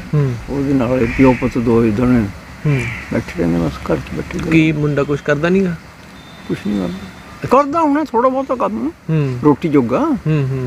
ਰੋਟੀ ਤਾਂ ਹੀ ਪੱਕਦੀ ਹੈ, ਚੁੱਲ੍ਹਾ ਗਰਮ ਤਾਂ ਹੀ ਹੁੰਦਾ। ਕੁਛ ਨਾ ਕੁਛ ਕਰਦੇ ਹੋਣਗੇ, ਮੈਨੂੰ ਨਹੀਂ ਪਤਾ ਕੀ ਕਰਦਾ। ਉਹ ਡਰਾਮੇ ਸ਼ਾਮੇ ਕਰਦਾ ਸੀ, ਸ਼ਾਇਦ ਕਰਦਾ ਹੋਵੇ। ਜਿਸ ਵੇਲੇ ਉਹ ਲੱਗਿਆ ਸੀਗਾ ਉਸ ਵੇਲੇ ਵੀ ਰੌਲਾ ਪਿਆ ਸੀ ਇਸ ਗੱਲ ਦਾ, ਬਾਅਦ 'ਚ ਵੀ ਪੈਂਦਾ ਰਿਹਾ। ਵੈਸੇ ਉਹਦੀ ਆਦਿ ਪਤਾ ਨਹੀਂ ਜੁਗਤਾਂ ਕਿਵੇਂ ਕਰ ਲਿਆ ਉਹਨੇ, ਕਿਸੇ ਜੁਗਤ ਦੇ ਨਾਲ ਹੀ ਬਣਾ ਲਿਆ। ਜਿਹੜਾ ਪ੍ਰੋਫੈਸਰ ਲੱਗੇ, ਨਹੀਂ ਕੌਣ ਲੱਗਦਾ? ਯੂਨੀਵਰਸਿਟੀ 'ਚ ਲੱਗੇ? ਪੰਜਾਬੀ ਯੂਨੀਵਰਸਿਟੀ? ਪੰਜਾਬੀ। ਅੱਛਾ। ਪ੍ਰੋਫੈਸਰ ਲੱਗਿਆ ਰਿਹਾ। ਪ੍ਰੋਫੈਸਰ ਰਿਟਾਇਰ ਹੋਏ? ਹੈ ਪ੍ਰੋਫੈਸਰ ਰਿਟਾਇਰ ਹੋਏ? ਹਾਂ ਕਿਰਪਾਲ ਰਿਟਾਇਰ ਹੋਇਆ। ਹਾਂ। ਅੱਛਾ। ਉੱਦਾਂ ਪਹਿਲਾਂ ਤੇ ਹੁੰਦੇ ਸੀ ਆਪਣਾ ਰਾਜ ਮਿਸਤਰੀ ਦਾ ਕੰਮ ਕੀਤਾ ਉਹਨਾਂ ਨੇ? ਰਾਜ ਮਿਸਤਰੀ ਦਾ ਵੀ ਕੰਮ ਕੀਤਾ, ਉਹ ਹੁਣ ਵੀ ਕਰਦਾ। ਵੈਸੇ ਹੱਸਦਾ ਸੀ। ਮੈਂ ਥੋੜ੍ਹੇ ਦਿਨ ਹੋ ਗਏ ਜਦ ਮੈਨੂੰ ਫੋਨ ਆਇਆ, ਉਹ ਡਿੱਗ ਪਿਆ ਸੀ, ਮੈਂ ਉਹਦੇ ਨਾਲ ਫੋਨ ਕੀਤਾ। ਉਹ ਕਹਿੰਦਾ ਮੈਂ ਪੌੜੀ ਤੋਂ ਡਿੱਗ ਪਿਆ ਸੀ, ਬਾਂਹ ਟੁੱਟ ਗਈ ਸੀ, ਹੁਣ ਠੀਕ ਹੈ ਮੈਂ, ਹੁਣ ਥੋੜ੍ਹਾ ਹੋ ਗਿਆ। ਫਿਰ ਇੱਕ ਦਿਨ ਹੱਸਦਾ ਸੀ, ਕਹਿੰਦਾ ਹੁਣ ਮੈਂ ਕੰਮ ਕਰਨ ਲੱਗ ਜਾਣਾ ਰਾਜ ਮਿਸਤਰੀ ਵਾਲਾ। ਅੱਛਾ। ਮੈਂ ਕਿਹਾ ਠੀਕ ਹੈ, ਕਰ ਲੈ, ਜਿੰਨਾ ਕੁ ਹੁੰਦਾ ਕਰ ਲੈ। ਆਹੋ। ਜਿੰਨਾ ਕੁ ਸਰੀਰ ਦਮ ਹੈ ਉਹਨਾਂ ਕਰ ਲੈ। ਉਹਨਾਂ ਨੂੰ ਇਨਾਮ ਸਹੀ ਮਿਲਿਆ? ਕਿਹਨੂੰ? ਕਿਰਪਾਲ ਜਾਗ ਨੂੰ, ਸਾਹਿਤ ਅਕੈਡਮੀ ਦਾ? ਹਾਂ ਠੀਕ ਹੈ, ਬਸ ਉਹਨੇ ਇੰਨਾ ਕੁ ਕੰਮ ਕੀਤਾ ਸੀਗਾ। ਅਕੈਡਮੀ ਦਾ ਅਵਾਰਡ ਕੋਈ ਬਹੁਤ ਬੜਾ ਚੀਜ਼ ਵੱਡੀ ਅਵਾਰਡ ਤਾਂ ਨਹੀਂ ਹੈ, ਲੇਕਿਨ ਫਿਰ ਵੀ ਉਹ ਬਹੁਤ ਇੱਜ਼ਤ ਵਾਲਾ ਹੈਗਾ। ਜਿਹਨੂੰ ਮਿਲ ਜਾਂਦਾ ਤਾਂ ਬੜੀ ਇੱਜ਼ਤ ਹੋ ਜਾਂਦੀ ਹੈ। ਹਾਂ, ਇਹ ਤਾਂ ਗੱਲ ਵੈਸੇ ਦੱਸਣ ਵਾਲੀ ਸੀ। ਮੈਂ ਜਿਸ ਵੇਲੇ ਜਲੰਧਰ ਆਇਆ ਨਾ, ਮੈਂ 54 'ਚ ਕਹਾਣੀ ਲਿਖਣੀ ਸ਼ੁਰੂ ਕੀਤੀ ਹੈ। ਅਤੇ ਉਸ ਵੇਲੇ 2-4 ਬੰਦੇ ਸੀ ਮੇਰੇ ਸਾਥੀ, ਉਹ ਬੜੇ। ਇੱਕ ਤਾਂ ਜਸਵੰਤ ਸਿੰਘ ਵਿਰਦੀ ਸੀ। ਹਾਂ। ਇੱਕ ਮਹਿਰਮ ਯਾਰ ਸੀ, ਉਹਦਾ ਨਾਂ ਤਾਂ ਕੁਛ ਹੋਰ ਸੀਗਾ, ਉਹਨੇ ਨਾਂ ਬਦਲਿਆ ਹੋਇਆ ਸੀ। ਉਹ ਵੀ ਕਹਾਣੀ ਲਿਖਦਾ ਸੀਗਾ। ਇੱਕ ਦੋ ਹੋਰ ਬੰਦੇ ਸੀ ਇਹੋ ਜਿਹੇ ਕਹਾਣੀ ਲਿਖਣ ਵਾਲੇ, ਬੜੇ ਸੋਹਣੇ। ਵਿਰਦੀ ਨੇ ਬਹੁਤ ਲੰਬੀ ਕਹਾਣੀ ਲਿਖੀ। ਵਿਰਦੀ ਨੇ ਕੁਛ ਮੇਰੇ ਜਦ ਮੈਂ ਆਇਆ ਉਸ ਵੇਲੇ ਵੀ ਉਹ ਕਹਿੰਦਾ ਸੀਗਾ ਮੈਂ 150 ਕਹਾਣੀ ਲਿਖੀ ਹੋਈ ਹੈ। ਫਿਰ ਉਹਨੇ ਹੌਲੀ 300 ਕਰ ਲਈ। ਅੱਛਾ। ਕਹਿੰਦਾ ਮੈਂ 300 ਕਹਾਣੀ ਲਿਖੀ ਹੈ। ਮੇਰੇ ਨਾਲ ਬੜੀ ਮੁਹੱਬਤ ਸੀ ਉਹਦੇ ਨਾਲ, ਮੈਂ ਬੈਠਦਾ ਸੀ ਉਹ ਘਰ ਆਉਣਾ ਜਾਣਾ ਸੀ। ਅਤੇ ਹੌਲੀ ਪਤਾ ਨਹੀਂ ਕੁਛ ਸਮਾਂ ਇਹੋ ਜਿਹੀਆਂ ਬੜੀਆਂ ਅਜੀਬ ਗੱਲਾਂ ਹੁੰਦੀਆਂ ਨੇ। ਮੈਂ ਇਸ ਗੱਲ ਨੂੰ ਹੁਣ ਸਮਝ ਨਹੀਂ ਸਕਿਆ, ਮਿਸਟਰੀ ਮੇਰੇ ਵਾਸਤੇ। ਉਹ ਕੁਛ ਸਮਾਂ ਪੈ ਗਿਆ, ਕੁਛ ਇਹੋ ਜਿਹਾ ਹੋ ਗਿਆ, ਕੁਛ ਮੈਨੂੰ ਸ਼ਾਇਦ ਅਵਾਰਡ ਮਿਲ ਗਿਆ ਕੋਈ। ਉਹ ਬੰਦੇ 'ਤੇ ਪਤਾ ਨਹੀਂ ਕੀ ਅਸਰ ਹੋਇਆ, ਉਹ ਮੇਰੇ ਨਾਲ ਬੋਲਣੋਂ ਹਟ ਗਿਆ ਜਦੋਂ ਅਵਾਰਡ ਮਿਲਿਆ। ਹਾਂ। ਅੱਛਾ। ਗੱਲ ਨਾ ਕਰਿਆ ਕਰੇ। ਅਤੇ ਮੈਂ ਉਹਦੇ ਕੀ ਗੱਲ ਹੋਇਆ, ਮੈਂ ਉਹਦੇ ਘਰ ਹੀ ਜਾਣਾ ਬੈਠਣਾ, ਕਹਿਣਾ ਕੀ ਗੱਲ ਹੈ, ਪੁੱਛਣਾ ਤੂੰ ਬੋਲਦਾ ਨਹੀਂ, ਗੱਲ ਨਹੀਂ ਕਰਦਾ। ਹੁਣ ਉਹਨੇ ਇੱਕ ਗੱਲ ਕਹਿਣੀ, ਮਾਫੀਆ। ਅੱਛਾ। ਮਾਫੀਆ ਨਹੀਂ ਮੈਨੂੰ ਸਮਝ ਆਇਆ ਕਿਹਨੂੰ ਕਹਿੰਦਾ ਹੈ ਮਾਫੀਆ। ਫਿਰ ਉਹ ਮਾਫੀਆ ਕਹਿੰਦਾ ਅਸਲ ਮੈਂ ਫਿਰ ਉਹਨੂੰ ਕਈ ਵਾਰੀ ਮੈਂ ਕਈ ਕਹਾਣੀਆਂ ਬਾਰੇ ਨਾ ਗੋਸ਼ਟੀਆਂ ਕਰਦਾ ਹੁੰਦਾ ਸੀ, ਉਹ ਪਰਚੇ ਵਾਸਤੇ ਪਰਚੇ ਛਾਪਦਾ ਸੀ।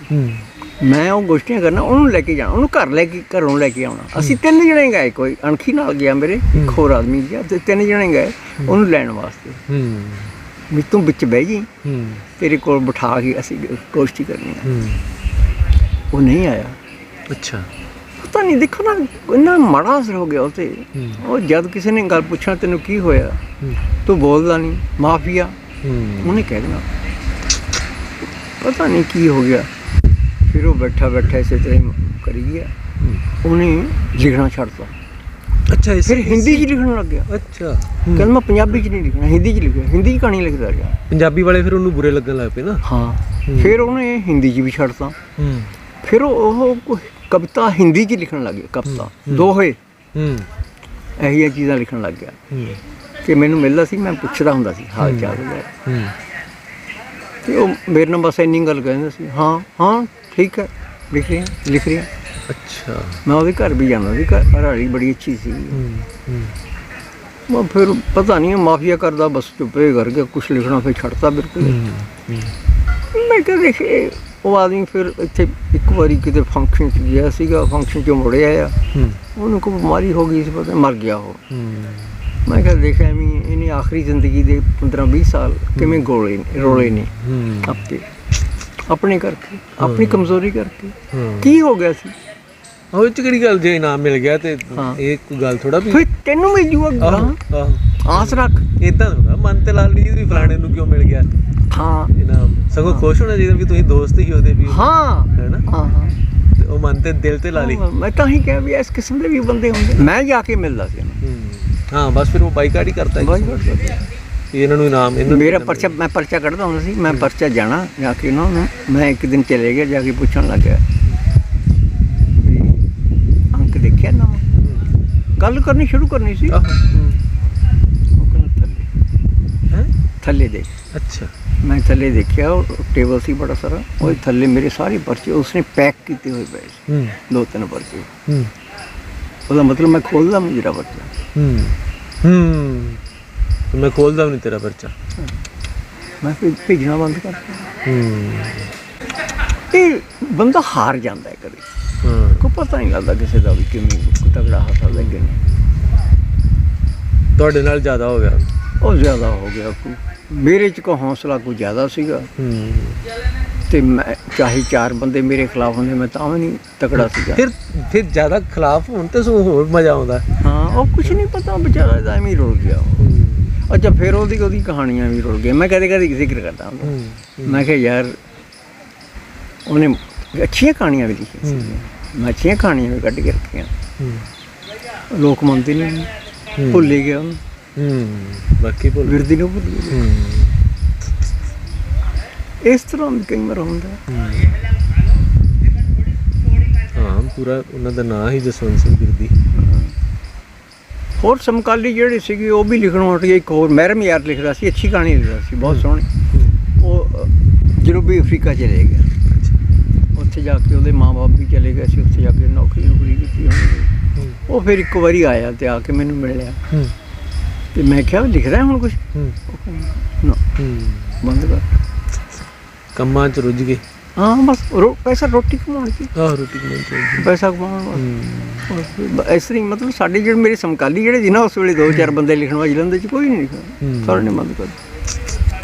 ਇੱਕ ਹੋਰ ਬੰਦਾ ਸੀ ਇੱਥੇ, ਉਹਨੇ ਕਾਂ ਕਹਾਣੀ ਲਿਖੀ। ਅੱਛਾ, ਉਹਦਾ ਨਾਂ ਹੀ ਕਾਂ ਪਾ ਦਿੱਤਾ। ਅੱਛਾ, ਉਹ ਮਾਹੌਲ ਫਜ਼ੂਲ ਕਹਾਣੀ ਸੀ। ਅੱਛਾ, ਫਿਰ ਕਾਂ ਫਜ਼ੂਲ ਕਹਾਣੀ।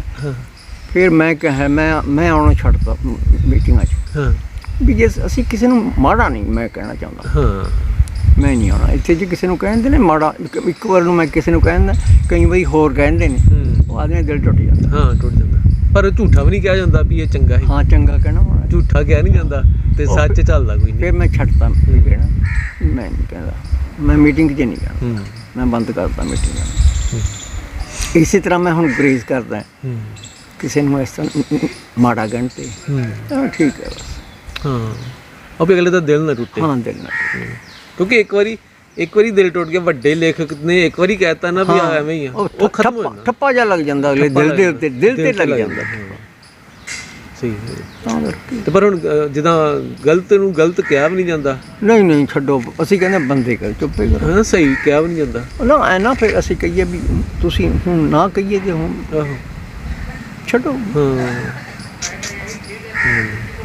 ਹਾਂ ਗੁਰਖੀ ਨੂੰ ਤਾਂ ਮਿਲਿਆ, ਗੁਰਖੀ ਨੂੰ ਤਾਂ ਕਾਫੀ ਮਿਲਦਾ ਸੀਗਾ। ਗੁਰਖੀ ਤੇ ਇੱਥੇ ਅਜੀਤ 'ਚ ਕੰਮ ਕਰਦੇ ਹੁੰਦੇ ਸੀ। ਆਹੋ ਅਜੀਤ 'ਚ ਕੰਮ ਕਰਦਾ ਸੀ। ਉਸ ਤੋਂ ਬਾਅਦ ਫਿਰ ਉਹ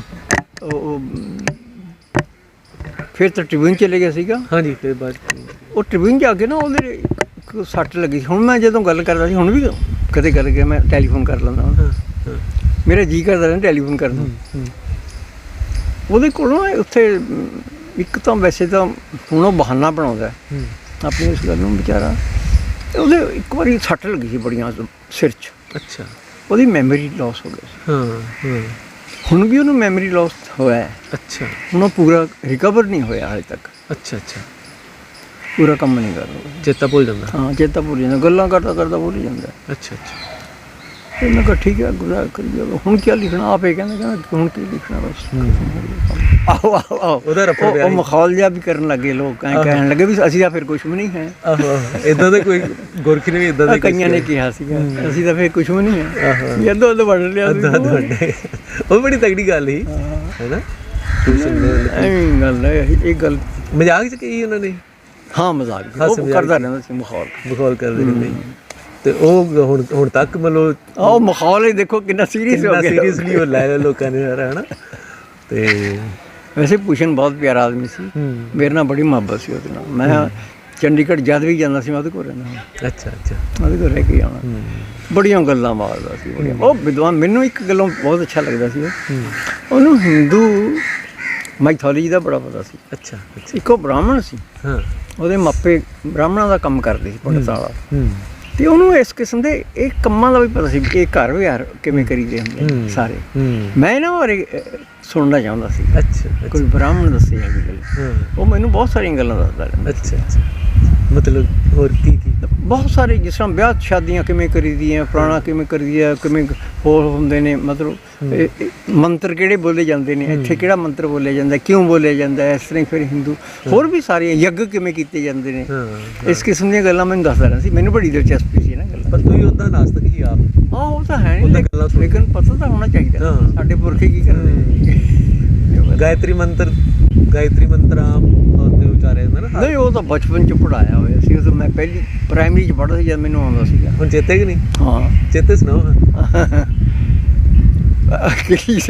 ਓਮ ਭੂਰ ਓਮ ਭੂਰਭੁਵः स्वः तत्सवितुर्वरेण्यं भर्गो देवस्य धीमहि धियो यो न प्रचोदयात्। ਕਿਉਂਕਿ ਆਰੀਆ ਸਮਾਜ ਘਰ ਸੀਗਾ ਮੈਂ।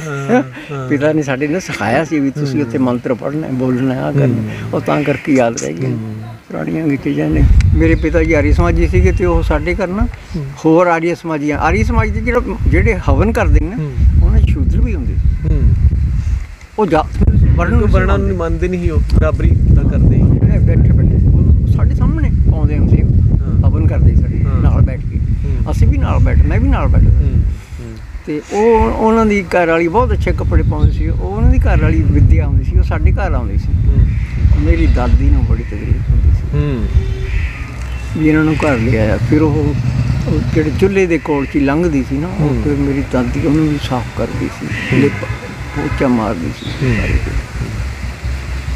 ਮੇਰੀ ਦਾਦੀ ਦੁੱਖ ਮੰਨਦੀ ਸੀ ਇਸ ਗੱਲ ਦਾ ਵੀ ਸਾਡੇ ਘਰ ਇਸ ਜਾਤ ਦੇ ਲੋਕ ਆਉਂਦੇ ਨੇ, ਉਹ ਸਾਡੇ ਕੋਲ 'ਚ ਲੰਘਦੇ, ਸਾਡੇ ਭਾਂਡਿਆਂ 'ਚ ਪਾਉਂਦੇ ਨੇ।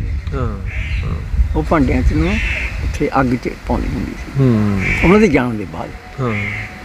ਇਹ ਹੈ, ਇਹ ਤੁਸੀਂ ਮਹਿਸੂਸ ਕਰਦੇ ਹੋਵੋਗੇ ਵੀ ਇਹ ਗਲਤ ਨਹੀਂ ਹੁੰਦਾ ਰਿਹਾ? ਇੱਕ ਬਰਾਬਰ ਪੈਦਾ ਹੋਏ ਬੰਦੇ ਨੂੰ ਸ਼ੂਦਰ ਕਹਿ ਕੇ ਮਤਲਬ ਪਰੇ ਧਿਤਕਾਰ ਦੇਣਾ, ਉਹਨੂੰ ਫਿਟਕਾਰ ਦੇਣਾ, ਬ੍ਰਾਹਮਣ ਨੇ ਜਾਂ ਜੱਟਾਂ 'ਚ ਵੀ ਸਾਡੇ ਵੀ ਕਰਦੇ ਰਹੇ। ਕਿੰਨੇ ਚਿਰਾਂ ਦੀਆਂ ਪੁਰਾਣੀਆਂ ਉਹ ਤੁਰੀਆਂ ਆਉਂਦੀਆਂ ਉਹਨਾਂ ਕੋਲੇ, ਉਹੀ ਤੁਰੀਆਂ ਆਈਆਂ ਉਸੇ ਤਰ੍ਹਾਂ ਹੀ। ਉਹਨਾਂ ਦੇ ਆਪਣਾ ਕਲਚਰ ਵੀ ਇਹੋ ਜਿਹਾ ਬਣਿਆ ਹੋਇਆ ਸੀ ਬਹੁਤਾ। ਉਹਨਾਂ ਦਾ ਆਪਣਾ ਵੀ, ਉਹਨਾਂ ਵਿਚਾਰੇ ਹੱਥ ਪੈ ਗਿਆ। 47 ਤੋਂ ਬਾਅਦ ਫਰਕ ਪੈਣ ਲੱਗਿਆ। ਕਿਉਂਕਿ ਪਹਿਲਾਂ ਉਹ ਹੈਗੀ ਸੀ ਇਹੋ ਜਿਹੀ ਜਿਹਨਾਂ ਤੁਸੀਂ ਉਹਨਾਂ ਨਾਲ ਬੈਠ ਕੇ ਰੋਟੀ ਨਹੀਂ ਖਾ ਸਕਦੇ। ਹੁਣ ਆਮ ਬੰਦਾ ਸੋਚਣ ਲੱਗ ਪਿਆ, ਹੁਣ ਜੇ ਵੱਡੀ ਉੱਚ ਜਾਤੀ ਦੇ ਸੋ ਕਾਲਡ ਉੱਚ ਜਾਤੀਆਂ ਤੇ ਮਤਲਬ ਕੁਦਰਤ ਨੇ ਤੇ ਇੱਕੋ ਜਿਹੇ ਇਨਸਾਨ ਬਣਾ ਕੇ ਭੇਜਿਆ, ਤੇ ਸੋ ਕਾਲਡ ਜਿਹੜੀਆਂ ਉੱਚ ਜਾਤੀਆਂ ਉਹਨਾਂ ਦੇ ਵੀ ਜਿਹੜੇ ਬੱਚੇ ਗਾਂ ਉਹ ਵੀ ਇਸ ਗੱਲ ਤੋਂ ਨਫ਼ਰਤ ਕਰਨ ਲੱਗ ਪਏ ਵੀ ਇਹਨਾਂ ਨੂੰ ਕਿਉਂ ਪਾਸੇ ਕੀਤਾ ਹੈ। ਸਾਡੇ ਜਦੋਂ ਬਰਾਬਰ ਹੀ ਆ ਸਾਰੇ। ਅਸੀਂ ਖੇਤੀ ਕਰਦੇ ਸੀ ਨਾ, ਤੇ ਮੈਂ ਖੁਦ ਹੀ ਪੈਂਦਾ ਹੁੰਦਾ, ਤੇ ਮੇਰੇ ਬਾਪ ਨੇ ਨਾ ਰੋਟੀ ਭੇਜਣੀ ਮੇਰੇ ਵਾਸਤੇ, ਉਹ ਸਾਡੇ ਸੀਰੀ ਦੇ ਕੋਲ ਉਹ ਮੇਰੀ ਦਾਦੀ ਨੂੰ ਤਕਲੀਫ ਹੁੰਦੀ ਸੀ ਇਸ ਗੱਲ ਦੀ ਵੀ ਇਹਦੇ ਹੱਥ ਭੇਜਦਾ ਰੋਟੀ ਉਹਦੀ। ਤੇ ਉਹਨੂੰ ਫਿਰ ਉਹਨੇ ਕਹਿਣਾ ਐਂ ਕਰ ਓਏ, ਉਹਦੇ ਸੋਟੀ ਉਰੇ ਕਰ। ਉਹਦੀ ਸੋਟੀ ਦੇ ਪਿਛਲੇ ਪਾਸੇ ਬੰਨ੍ਹ ਦੇਣਾ। ਉਹਨੇ ਸੋਟੀ ਦੇ ਪਿਛਲੇ ਪਾਸੇ ਨਾ ਰੋਟੀ ਲਟਕਾ ਕੇ ਫੇਰ ਜਾਣਾ, ਐਂ ਜਾਈ ਤੇ ਉਹ ਮੇਰਾ ਬਾਪ ਨਹੀਂ ਸੀ ਚਾਹੁੰਦਾ, ਉਹ ਤਾਂ ਕਹਿੰਦੀ ਹਾਂ। ਫੜ ਕੇ ਲੈ ਕੇ ਜਾ। ਹੂੰ। ਉਹ ਮੇਰੀ ਦਾਦੀ ਨੂੰ ਦਿਖਾਉਣ ਵਾਸਤੇ ਵੀ ਦੇਖ ਅਸੀਂ ਐਂ ਲੈ ਕੇ ਜਾਂਦੇ। ਅੱਛਾ ਉਹਨੇ ਆਉਣਾ ਮੇਰੇ ਕੋਲ, ਤੇ ਉਹਨੇ ਵੀ ਉੱਥੇ ਸੌਣਾ ਹੁੰਦਾ ਸੀ ਮੇਰੇ ਕੋਲ, ਹਾਂ ਤੇ ਮੇਰੇ ਕੋਲ ਉੱਥੇ ਜਾ ਕੇ ਤੇ ਮੈਂ ਉੱਥੇ ਬੈਠ ਕੇ ਰੋਟੀ ਖਾ। ਮੈਂ ਕਿਹਾ ਪਾਣੀ ਲਿਆ। ਪਿੰਡ ਵਾਲੇ ਨੂੰ ਹੌਲੀ ਹੌਲੀ ਪਤਾ ਲੱਗੇ ਵੀ ਇਹਨਾਂ ਨੂੰ ਝੂਠਾ ਪਾਣੀ ਪੀ ਲੈਂਦੇ, ਇਹਨਾਂ ਦੇ ਹੱਥ ਨਾਲ ਲਿਆਂਦਾ ਹੋਇਆ ਪਾਣੀ ਪੀ ਲੈਂਦੇ ਨੇ। ਅਸੀਂ ਸਿਰਫ ਸਾਰੇ ਇਸ ਪਿੰਡ ਦੇ ਵਿੱਚ ਖੱਤਰੀ ਜਿਹੜੇ ਕੋਲੇ ਜ਼ਮੀਨ ਸੀਗੀ, ਅਸੀਂ ਉਹ ਵਾਹੀ ਕਰਦੇ ਸੀ ਤੇ ਜੱਟਾਂ ਨੂੰ ਤੁਲੇ ਉਹਨਾਂ ਨੇ ਪੰਚਾਇਤ ਕੀਤੀ। ਜੱਟਾਂ ਨੇ? ਹਾਂ। ਅੱਛਾ ਇਹਨਾਂ ਦਾ ਬਾਈਕਾਟ ਕਰਦੇ। ਅੱਛਾ ਅੱਛਾ, ਵੀ ਉਹਨਾਂ ਨਾਲ ਕਿਉਂ ਵਰਤਦੇ ਆ? ਹਾਂ, ਚਮਾਰਾਂ ਦਾ ਹੱਥ ਦਾ ਪਾਣੀ ਪੀ ਲੈਂਦੇ ਨੇ, ਰੋਟੀ ਮੰਗਾ ਕੇ ਖਾ ਲੈਂਦੇ ਨੇ। ਇਸ ਗੱਲ ਦੀ ਔਖਿਆਈ ਹੋਈ। ਔਖਿਆਈ ਤੋਂ ਬਾਅਦ ਫਿਰ ਪੰਚਾਇਤ ਨੇ ਫੈਸਲਾ ਤਾਂ ਕਰ ਲਿਆ, ਇੰਪਲੀਮੈਂਟੇਸ਼ਨ ਨਹੀਂ ਕਰ ਸਕੇ, ਕਿਉਂਕਿ ਹਰ ਕੰਮ ਹੈ ਜਿਹੜਾ ਪਿੰਡ ਦਾ ਪੰਚਾਇਤ ਦਾ ਉਹ ਮੇਰੇ ਪਿਓ ਨੇ ਲਿਖਣਾ ਹੁੰਦਾ ਸੀ। ਅੱਛਾ, ਪੜ੍ਹਿਆ ਹੋਇਆ ਕੋਈ ਨਹੀਂ ਸੀ। ਆਹ ਤੇ ਫਿਰ ਉਹਨਾਂ ਲਿਖਿਆ ਨਹੀਂ, ਉਹਨਾਂ ਲਿਖਿਆ ਨਹੀਂ। ਫਿਰ ਉਹ ਆਪਣੀ ਮੰਨ ਗਏ ਇਸ ਗੱਲ ਨੂੰ। ਹੌਲੀ ਹੌਲੀ ਉਹਨਾਂ 'ਚ ਵੀ ਫਰਕ ਪੈਣ ਲੱਗ ਗਿਆ, ਜੱਟਾਂ 'ਚ ਵੀ ਫਰਕ ਪੈਣ ਲੱਗ ਗਿਆ। ਹਾਂ, ਉਹਨਾਂ ਨੂੰ ਵੀ ਸਮਝ ਆਉਣ ਲੱਗ ਗਈ ਹਾਂਜੀ ਵੀ ਐਵੇਂ ਨਹੀਂ ਸੀ। ਅਸੀਂ ਹੁਣ ਜਿਹੜਾ ਔਲੂ ਹੈ, ਔਲੂ ਸਮਝਦਾ? ਹਾਂ, ਆਲੂ ਬੰਬੀ ਦੇ ਅਸੀਂ ਔਲੂ 'ਚ ਨਾਲੇ, ਹਾਂ। ਮੈਂ ਨਾਲਿਆ ਹਾਂ। ਤੇ ਸਾਡਾ ਸਾਂਝੀ ਉਹ ਵੀ ਨਾ ਉੱਥੇ ਨਾਲ ਆਹ ਤੇ ਪਾਣੀ ਦੇ ਸੁੱਚਾ ਹੀ ਤੇ ਆ। ਜੱਟ ਇੰਨਾ ਮੂੰਹ ਪਾਣੀ ਆਉਣਾ ਆਹੋ, ਉੱਥੇ, ਹਾਂ। ਟਿਊਬਵੈਲ ਚੱਲਦਾ, ਪਾਣੀ ਪਾਣੀ ਪਾਣੀ ਆਹੋ। ਪਾਣੀ ਆਉਣਾ। ਪਾਣੀ ਵੀ ਕਦੀ ਝੂਠਾ ਹੋਇਆ? ਝੂਠਾ ਹੁੰਦਾ ਕਿਤੇ? ਉਹ ਜੱਟ ਮੰਨਦੇ ਸੀ ਹਾਂ, ਇਹਨੂੰ ਔਲੂ 'ਚ ਨਹੀਂ ਵੜਨ ਦੇਣਾ ਸੀ। ਉਹ ਆਪਣੇ ਔਲੂ 'ਚ ਨਹੀਂ ਵੜਨ ਦਿੰਦੇ।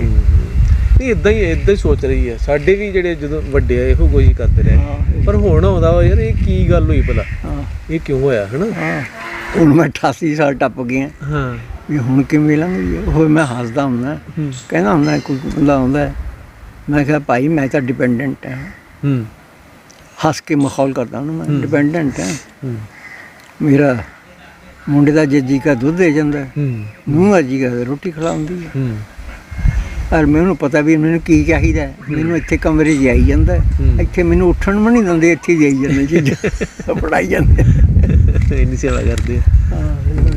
ਤੇ ਸ਼ਾਮ ਨੂੰ ਮੈਂ ਇੱਥੇ ਸੈਰ ਕਰ ਲੈਂਦਾ, 3 ਗੇੜੇ ਦਿੰਦਾ ਪਾਰਕ ਦੇ ਵਿੱਚ, ਸਵੇਰੇ ਵੀ ਸ਼ਾਮ ਨੂੰ ਵੀ। ਪਾਰਕ ਦੇ ਵਿੱਚ ਬੜਾ ਸਵਾਦ ਆਉਂਦਾ। ਅੱਛਾ, ਲੇਕਿਨ ਮੇਰੀ ਇੱਥੇ ਸੰਗਤ ਨਹੀਂ ਹੈ ਤੇ ਕਿਸੇ ਨਾਲ ਵੀ। ਇੱਧਰ ਸਾਹਿਤਕ ਮਾਹੌਲ ਨਹੀਂ ਨਾ ਇੱਥੇ, ਉਹ ਸਾਹਿਤਕਾਰ ਦੀ ਨਾ ਨਹੀਂ, ਕਈ ਵਾਰੀ ਬੰਦੇ ਦੂਜੇ ਗੈਰ ਸਾਹਿਤਕਾਰ ਵੀ ਗੱਲਾਂ ਬਾਤਾਂ ਸੋਹਣੀਆਂ ਕਰ ਸਕਦੇ ਨੇ, ਗੱਲਾਂ ਕਰਨ ਵਾਲੇ, ਲੇਕਿਨ ਇੱਥੇ ਹੈ ਨਹੀਂ ਬੰਦੇ। ਇਹ ਫਿਰ ਨਾ ਆਪਣੇ ਪੇਸ਼ੇ ਦਾ ਆਦਮੀ ਦੇਖਦੇ ਨੇ, ਆਪਣੇ ਨੇੜੇ ਦਾ ਆਦਮੀ ਬੈਠੇ ਦੇਖਦੇ ਨੇ। ਮੇਰੀ ਘਰ ਵਾਲੀ ਮਿਲਦੀ ਸੀ ਸਾਰੇ ਲੋਕਾਂ ਦੇ ਘਰਾਂ 'ਚ। ਸਾਡੇ ਰਿਵਾਜ ਇੱਥੇ, ਅਸੀਂ ਪਿੰਡਾਂ ਵਾਲੇ ਵਾਂਗੂ ਨਾ, ਸਾਡੇ ਘਰ ਜਿਵੇਂ ਅਸੀਂ ਵਿਆਹ ਕਰਕੇ ਆਏ ਹਾਂ ਤੇ ਵਿਆਹ ਦੀ ਫਿਰ ਭਾਜੀ ਵੀ ਵੰਡਦੇ ਹਾਂ। ਅੱਛਾ ਅੱਛਾ ਅੱਛਾ, ਹੁਣ ਮੇਰੀ ਨੂੰਹ ਵੀ ਵੰਡਦੀ ਹੈ, ਹਾਂ ਕਹਿੰਦੇ ਆ। ਲੇਕਿਨ ਇਹ ਤੀਵੀਆਂ ਮਿਲਦੀਆਂ ਸਾਰੀਆਂ। ਉਹ ਫਿਰ ਕਲਚਰ ਜਿਹਾ ਬਣਾਇਆ ਨਾ, ਆਪਣੀ ਸੁਸਾਇਟੀ ਬਣਾਈ ਆ ਪਿੰਡ ਵਾਂਗੂ ਜਿੱਦਾਂ, ਉਹ ਮਿਲਦੀਆਂ। ਮੈਂ ਨਹੀਂ, ਮੇਰੇ ਨਾਲ ਕਿਸੇ ਨਾਲ ਤੇ ਉਹ ਬੈਠਾ ਦੁਆ ਸਲਾਮ ਹੁੰਦੀ ਹੈ। ਮੇਰੀ ਘਰ ਵਾਲੀ ਬਹੁਤ ਅੱਛੀ, ਉਹ ਖਾਨਦਾਨੀ ਔਰਤ ਸੀ। ਮੈਂ ਵੀ ਖਾਨਦਾਨ ਦਾ ਇੱਕ ਆਦਮੀ ਹਾਂ, ਖਾਸ ਬੜੇ ਖਾਨਦਾਨ ਦਾ। ਤੇ ਸਾਡੇ ਅੰਦਰ ਇਹ ਬੜੀ ਅੱਛੀ ਅੰਡਰਸਟੈਂਡਿੰਗ ਸੀ। ਉਹਨੇ ਕੋਈ ਆਦਮੀ ਆਵੇ, ਦਾਰੂ ਪੀਣ ਵਾਲਾ ਆਉਂਦਾ, ਪੁਰਾਣਾ ਤਾਂ ਵੀ ਕੀ ਹੈ, ਦਾਰੂ ਪੀ ਜੋ ਕੋਠੇ ਬੈਠੇ ਰਹੋ, ਦੂਜੇ ਪਾਸੇ ਬੈਠੇ ਰਹੋ, ਤੇ ਉਹਨੂੰ ਮੈਂ ਜਾ ਕੇ ਰੋਟੀ ਲਿਆ ਕੇ ਖਿਲਾ ਦੇਣੀ, ਹੋਰ ਕੁਛ ਨਹੀਂ। ਉਹਨੂੰ ਕੋਈ ਗਿਲਾ ਨਹੀਂ ਸੀ ਵੀ ਕੌਣ ਆਉਂਦਾ ਕੌਣ। ਮੇਰੇ ਘਰ ਕਿਹੜੇ ਜ਼ਿਆਦਾ ਨਹੀਂ ਰਹਿ ਸਕਦੇ, ਮੇਰੇ ਘਰ ਤੁਹਾਨੂੰ ਭੁਲੇਖਾ ਹੈ। ਮੇਰੇ ਘਰ ਮੈਂ ਕਈ ਵਾਰ ਨੂੰ ਕੱਢ ਦਿੰਦਾ ਮੈਂ ਘਰੋਂ, ਜੇ ਕੋਈ ਦਾਰੂ ਪੀ ਕੇ ਨਾ ਮਾੜਾ ਜਿਹਾ ਬੋਲੇ, ਮੈਂ ਕੁੱਟੇ ਵੀ ਨਹੀਂ ਲੋਕ। ਅੱਛਾ ਅੱਛਾ, ਤੇ ਇਸ ਲਈ ਮੇਰੇ ਘਰ ਉਹੀ ਠਹਿਰਦਾ ਸੀ ਜਿਹੜਾ ਮੇਰਾ ਦੋਸਤ ਹੁੰਦਾ, ਸੁਰਜੀਤ ਹਾਂਸ ਠਹਿਰਦਾ ਸੀ। ਰਾਈਟਰਾਂ ਦਾ ਫੰਟਾ ਲਾਇਆ? ਮੇਰੇ ਕੋਲ ਨਹੀਂ ਆਉਂਦੇ ਸੀ। ਨਹੀਂ, ਰਾਈਟਰਾਂ ਆਹੋ, ਦੋ ਸੀਗੇ ਰਾਈਟਰ। ਆਏ ਤੇ ਬੈਠੇ ਤੇ ਕੋਈ ਮੈਨੂੰ ਕਹਿੰਦੇ ਪੈਣਾ ਇੱਥੇ। ਮੈਂ ਕਿਹਾ ਤੁਹਾਡੀ ਪੈਣਾ ਦਾ ਪੈ ਜਾਓ, ਪਰ ਤੁਸੀਂ ਦਾਰੂ ਪੀ ਕੇ ਆਏ ਹੋ? ਉਹ ਕਹਿੰਦੇ ਨਹੀਂ, ਥੋੜ੍ਹੀ ਪੀਤੀ ਹੈ। ਚੱਲ ਮੈਂ ਕਿਹਾ ਆ ਜਾਓ, ਪੈ ਜਾਓ। ਬਾਹਰ ਲਿਆ ਬੰਦੇ ਸੀ, ਮੈਂ ਲੈ ਗਿਆ, ਮੈਂ ਪੈਸੇ ਉੱਤੇ ਮੈਂ ਇੰਨੀ ਸੀ ਮੇਰੇ ਕੋਲ, ਤੇ ਪੈ ਜਾਓ। ਉੱਥੇ ਟੱਪਣ ਲੱਗ ਗਿਆ, ਇੱਕ ਬੋਲਣ ਲੱਗ ਗਿਆ। ਮੈਂ ਫਿਰ ਕਿਹਾ, ਮੈਂ ਕਿਹਾ ਉਹ ਤੂੰ ਚੁੱਪ ਕਰਕੇ ਨਹੀਂ ਬੈਠਣਾ, ਹੋਰਾਂ ਨੇ ਵੀ ਸੌਣਾ ਹੁੰਦਾ, ਪੈਣਾ ਹੁੰਦਾ, ਨਾਲ ਘਰ 'ਚ ਆ। ਹਾਂ, ਘਰ 'ਚ ਆ, ਤੂੰ ਬੋਲਦਾ, ਸਾਡੇ ਤਾਂ ਘਰ 'ਚ ਉੱਚੀ ਬੋਲਦਾ ਨਹੀਂ ਕੋਈ। ਉਹਨੇ ਦਾਰੂ ਪੀਤੀ ਸੀ, ਕਹਿੰਦਾ ਮੈਂ ਤਾਂ ਇਸ ਤਰ੍ਹਾਂ ਹੀ ਕਰਦਾ ਹੁੰਦਾ। ਮੈਂ ਫਿਰ ਰੋਟੀ ਚੱਕ ਲਿਆ, ਮੇਰੀ ਮੈਂ ਭੈਣ ਦੱਸਾਂ ਮੈਂ ਹੁਣ ਕਿਵੇਂ ਡੱਡੂ ਟੱਪਦਾ ਹੈ। ਅੱਛਾ ਉਹ ਭੱਜ ਲਿਆ, ਬਾਹਰ ਨਿਕਲਿਆ, ਅੱਛਾ ਦੋਏ ਜਣੇ ਭੱਜ ਲਏ ਫਿਰ। ਅੱਛਾ ਫਿਰ ਭੱਜ ਗਏ, ਫਿਰ ਅੱਛਾ ਪਤਾ ਨਹੀਂ ਕਿੱਥੇ ਗਏ, ਭੱਜ ਹੀ ਚਲੇ ਗਏ। ਮਤਲਬ ਉਹ ਬਈ ਦਾਰੂ ਪੀ ਕੇ ਨਾ ਕੰਮ, ਦਾਰੂ ਦੱਸੋ ਵੈਸੇ ਆਦਮੀ ਮਾੜੇ ਨਹੀਂ ਉਹ, ਦਾਰੂ ਕਈ ਵਾਰੀ ਐਵੇਂ ਬਣਾਈ ਹੋਈ ਗੱਲ ਹੈ ਸਾਡੇ ਦਿਮਾਗ 'ਚ ਵੀ ਅਸੀਂ ਦਾਰੂ ਪੀ ਕੇ ਆਦਮੀ ਇਹੋ ਜਿਹੀਆਂ ਲਿਤਾਂ ਕਰਦਾ। ਮੈਂ ਨਹੀਂ ਕਰਦਾ, ਮੈਂ ਵੀ ਤਾਂ ਪੀਂਦਾ। ਫਿਰ ਉਹਨੇ ਬਾਅਦ 'ਚ ਮੈਨੂੰ ਇੱਕ ਵਾਰ ਮਿਲਿਆ, ਮੈਂ ਕਿਹਾ ਕੀ ਹਾਲ ਹੈ ਤੇਰਾ? ਕਹਿੰਦਾ ਠੀਕ। ਕਹਿੰਦਾ ਉਸ ਦਿਨ ਅਸੀਂ, ਮੈਂ ਕਿਹਾ ਰਾਤ ਕਿੱਥੇ ਕੱਟੀ? ਕਹਿੰਦਾ ਉੱਥੇ ਬਾਹਰਲੇ ਪਾਸੇ ਅਸੀਂ ਗਏ, ਇੱਕ ਢਾਬਾ ਸੀ ਬੰਦ ਹੁੰਦਾ ਹੋਇਆ ਵਾ, ਬੱਤੀ ਬਲਦੀ ਸੀ। ਅਸੀਂ ਇਹਦੇ ਨੂੰ ਕਿਹਾ ਵੀ ਸਾਨੂੰ ਉੱਥੇ ਪੈ ਲੈਣ ਦੇ। ਕਹਿੰਦਾ ਮੈਂ ਕਿਹਾ ਮੰਜਾ ਦੇ ਦੇ, ਇੱਕ ਰੋਟੀ ਖਾ ਦੇ ਤੇ ਸੌਂ ਜਾਣ ਦੇ। ਕਹਿੰਦਾ ਸਵੇਰੇ ਉੱਠ ਕੇ ਚਲੇ ਗਏ। ਬੱਚੇ ਕਹਾਣੀ ਲਿਖਦੇ ਪੜ੍ਹਦੇ ਕੁਛ ਗਾਂ ਨੋ ਵਿਰਾਸਤ 'ਚ ਕਿਸੇ ਨੂੰ ਮਿਲੀ ਹੋਵੇ? ਕੋਈ ਨਹੀਂ ਪੜ੍ਹਦਾ, ਕੋਈ ਮੇਰੀ ਕਿਤਾਬ ਨਹੀਂ ਪੜ੍ਹਦਾ, ਇਹ ਅੱਛੀ ਗੱਲ ਹੈ। ਕੋਈ ਮੇਰਾ ਲਿਖਿਆ ਨਹੀਂ ਪੜ੍ਹਦਾ। ਇੱਕ ਮੇਰੀ ਬੇਟੀ ਹੈ ਪਟਿਆਲੇ, ਉਹ ਪੜ੍ਹਦੀ ਹੁੰਦੀ ਸੀ ਇੱਥੇ ਵੀ। ਉਹਨਾਂ ਲਿਖਿਆ ਨਹੀਂ? ਲਿਖੀਆਂ ਨਹੀਂ? ਨੋ ਨੋ ਨੋ, ਉਹ ਰਿਟਾਇਰ ਹੋ ਗਿਆ ਬਿਜਲੀ ਬੋਰਡ 'ਚੋਂ। ਅੱਛਾ, ਉਹ ਇੰਟੈਲੀਜੈਂਟ ਹੈ, ਉਹ ਸਮਝਦੀ ਸੀ ਕਹਾਣੀਆਂ, ਮੇਰੀ ਕਿਤਾਬਾਂ ਰੱਖਦੀ ਸੀ। ਜਦ ਕਿਤਾਬ ਛਪ ਕੇ ਆਉਂਦੀ ਸੀ ਮੈਨੂੰ ਇੱਕ ਨਵੀਂ ਕਾਪੀ ਦੇ ਦਿਓ। ਹਾਲੇ ਵੀ ਮੇਰੀਆਂ ਕਾਪੀਆਂ ਮੇਰੇ ਕੋਲ ਨਹੀਂ, ਉਹਦੇ ਕੋਲ ਨਹੀਂ। ਅੱਛਾ ਅੱਛਾ, ਉਹਨੇ ਰੱਖੀਆਂ ਆਪਣੇ ਘਰ 'ਚ। ਕੁਛ ਕਹਾਣੀਆਂ ਨੇ ਨਾ ਮੈਨੂੰ ਬੜੀ ਸ਼ੋਹਰਤ ਦਵਾਈ ਹੈ। ਕਈਆਂ ਨੇ ਪੈਸੇ ਬੜੇ ਖਟਾਏ ਨੇ ਮੈਨੂੰ, ਜਿਨ੍ਹਾਂ 'ਚ ਡੈਡਲਾਈਨ ਐਸੀ ਹੈ ਜਿਹਨੇ ਪੈਸੇ ਵੀ ਘਟਾਏ ਤੇ ਸ਼ੋਹਰਤ ਵੀ ਦਿੱਤੀ। ਇਹ ਬਹੁਤ ਜ਼ਬਾਨਾਂ ਛਪ ਗਈ ਹੈ, ਕਈਆਂ ਜ਼ਬਾਨਾਂ ਯਾਨੀ ਸਾਊਥ ਦੀਆਂ ਜ਼ਬਾਨਾਂ 'ਚ ਛਪੀ। ਫਿਰ ਇਹ ਕਿਸੇ ਨੇ ਉਰਦੂ 'ਚ ਆਪਣੇ ਨਾਂ ਦੇ ਵਿੱਚ ਪਾ ਲਈ ਸੀ, ਉਰਦੂ 'ਚ। ਮੈਂ ਖੈਰ ਉਹ ਤਾਂ ਫੜ ਲਈ, ਦੱਸ ਲਿਓ। ਫਿਰ ਇਹਦੇ ਜਦ ਚੰਗੇ ਪੈਸੇ ਮੈਨੂੰ ਮਿਲ ਗਏ ਤਾਂ ਫਿਰ ਇਹਦੀ ਫਿਲਮ ਬਣਾਉਣ ਦੀਆਂ ਗੱਲਾਂ ਹੋਣ ਲੱਗ ਗਈਆਂ। ਫਿਰ ਦੀਪਤੀ ਨਵਲ ਨੇ ਮੈਨੂੰ 50,000 ਰੁਪਈਆ ਦਿੱਤਾ, ਕਹਿੰਦੀ ਮੈਂ ਫਿਲਮ ਬਣਾਉਣੀ ਹੈ। ਉਹ ਫਿਲਮ ਹੀ ਨਹੀਂ ਬਣਾ ਸਕੀ ਵਿਚਾਰੀ, ਉਹ 50,000 ਰੁਪਈਆ ਪਿਆ ਰਹਿ ਗਿਆ। ਮੈਂ ਉਹਨੂੰ ਕਹੀ ਜਾਵਾਂ, ਮੈਂ ਕਿਹਾ ਬਣਾ ਲੈ ਹੁਣ, ਕਰਦਾ। ਮੈਂ ਉਹਨੂੰ ਫੋਨ ਵੀ ਕੀਤੇ ਕਈ ਵਾਰ, ਕਹਿੰਦੀ ਬਸ ਮੈਨੂੰ ਕੋਈ ਮਿਲਿਆ ਨਹੀਂ, ਬੰਦਾ ਨਹੀਂ ਮਿਲਿਆ। ਮੈਂ ਕਿਹਾ ਚੰਗਾ, ਤੇਰੀ ਮਰਜ਼ੀ ਹੈ। ਫਿਰ ਉਹਨੇ ਮੈਨੂੰ ਕਿਹਾ, ਕਹਿੰਦੀ ਆਪਾਂ ਡਿਸਕਸ ਕਰਨਾ ਇਹਨੂੰ ਪਹਿਲਾਂ ਤਾਂ। ਮੈਂ ਕਿਹਾ ਚੰਗਾ ਚਲੋ। ਉਹ ਫਿਰ ਡਿਸਕਸ ਵਾਸਤੇ ਆ ਗਈ, ਅੰਮ੍ਰਿਤਸਰ ਚੱਲਦੇ ਆਪਾਂ। ਅੱਛਾ, ਮੈਂ ਕਿਹਾ ਚਲੋ ਅੰਮ੍ਰਿਤਸਰ ਆ ਜਿਓ। ਉਹ ਅੰਮ੍ਰਿਤਸਰ ਦੀ ਹੈ। ਅੱਛਾ ਅੱਛਾ, ਉਹਦਾ ਘਰ ਆ ਉੱਥੇ। ਉਹ ਕਹਿੰਦੀ ਮੈਨੂੰ ਉੱਥੇ ਕੰਮ ਵੀ ਹੈ। ਮੈਂ ਕਿਹਾ ਚੰਗਾ। ਅੰਮ੍ਰਿਤਸਰ ਫਿਰ ਅਸੀਂ ਇਕੱਠੇ ਹੋ ਗਏ ਹੋਟਲ 'ਚ। ਉੱਥੇ ਜਾ ਕੇ ਬੈਠ ਕੇ ਬਸ ਫਿਰ ਗੱਲਾਂ ਕਰਨ ਲੱਗ ਗਈ ਅਤੇ ਗੱਲਾਂ ਕਰਦੀ। ਅੱਛਾ, ਕਹਿੰਦੀ ਮੈਨੂੰ ਐਂ ਦੱਸੋ, ਕਹਾਣੀ 'ਚ ਜਿਹੜੇ ਅਸਲੀ ਜਿਹੜੇ ਪਾਤਰ ਸੀ, ਮੈਨੂੰ ਉਹਨਾਂ ਬਾਰੇ ਅਸਲੀ ਜਿਹੜੇ ਸੀ। ਕਹਾਣੀ ਤਾਂ ਬਣ ਗਈ ਨਾ, ਤੁਸੀਂ ਬਣਾ ਲਈ ਕਲਪਨਾ ਨਾਲ। ਜਿਹੜੇ ਇਹ ਅਸਲੀ ਸੀ, ਅਸਲੀ ਉੱਥੇ ਬੈਠੇ ਸੀ, ਕਹਿੰਦੀ ਹੈਗੇ ਉਹ? ਮੈਂ ਕਿਹਾ ਹਾਂ ਹੈਗੇ।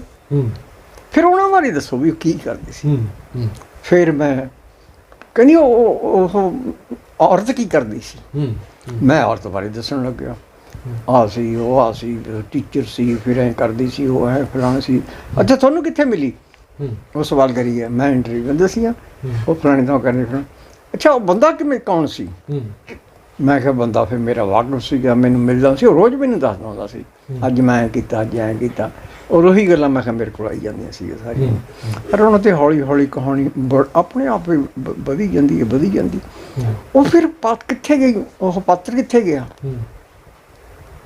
ਮੈਂ ਕਿਹਾ ਉਹ ਤਾਂ ਫਿਰ ਨਾ ਉਹਦੇ ਹਸਬੈਂਡ ਦੀ ਟਰਾਂਸਫਰ ਹੋ ਗਈ।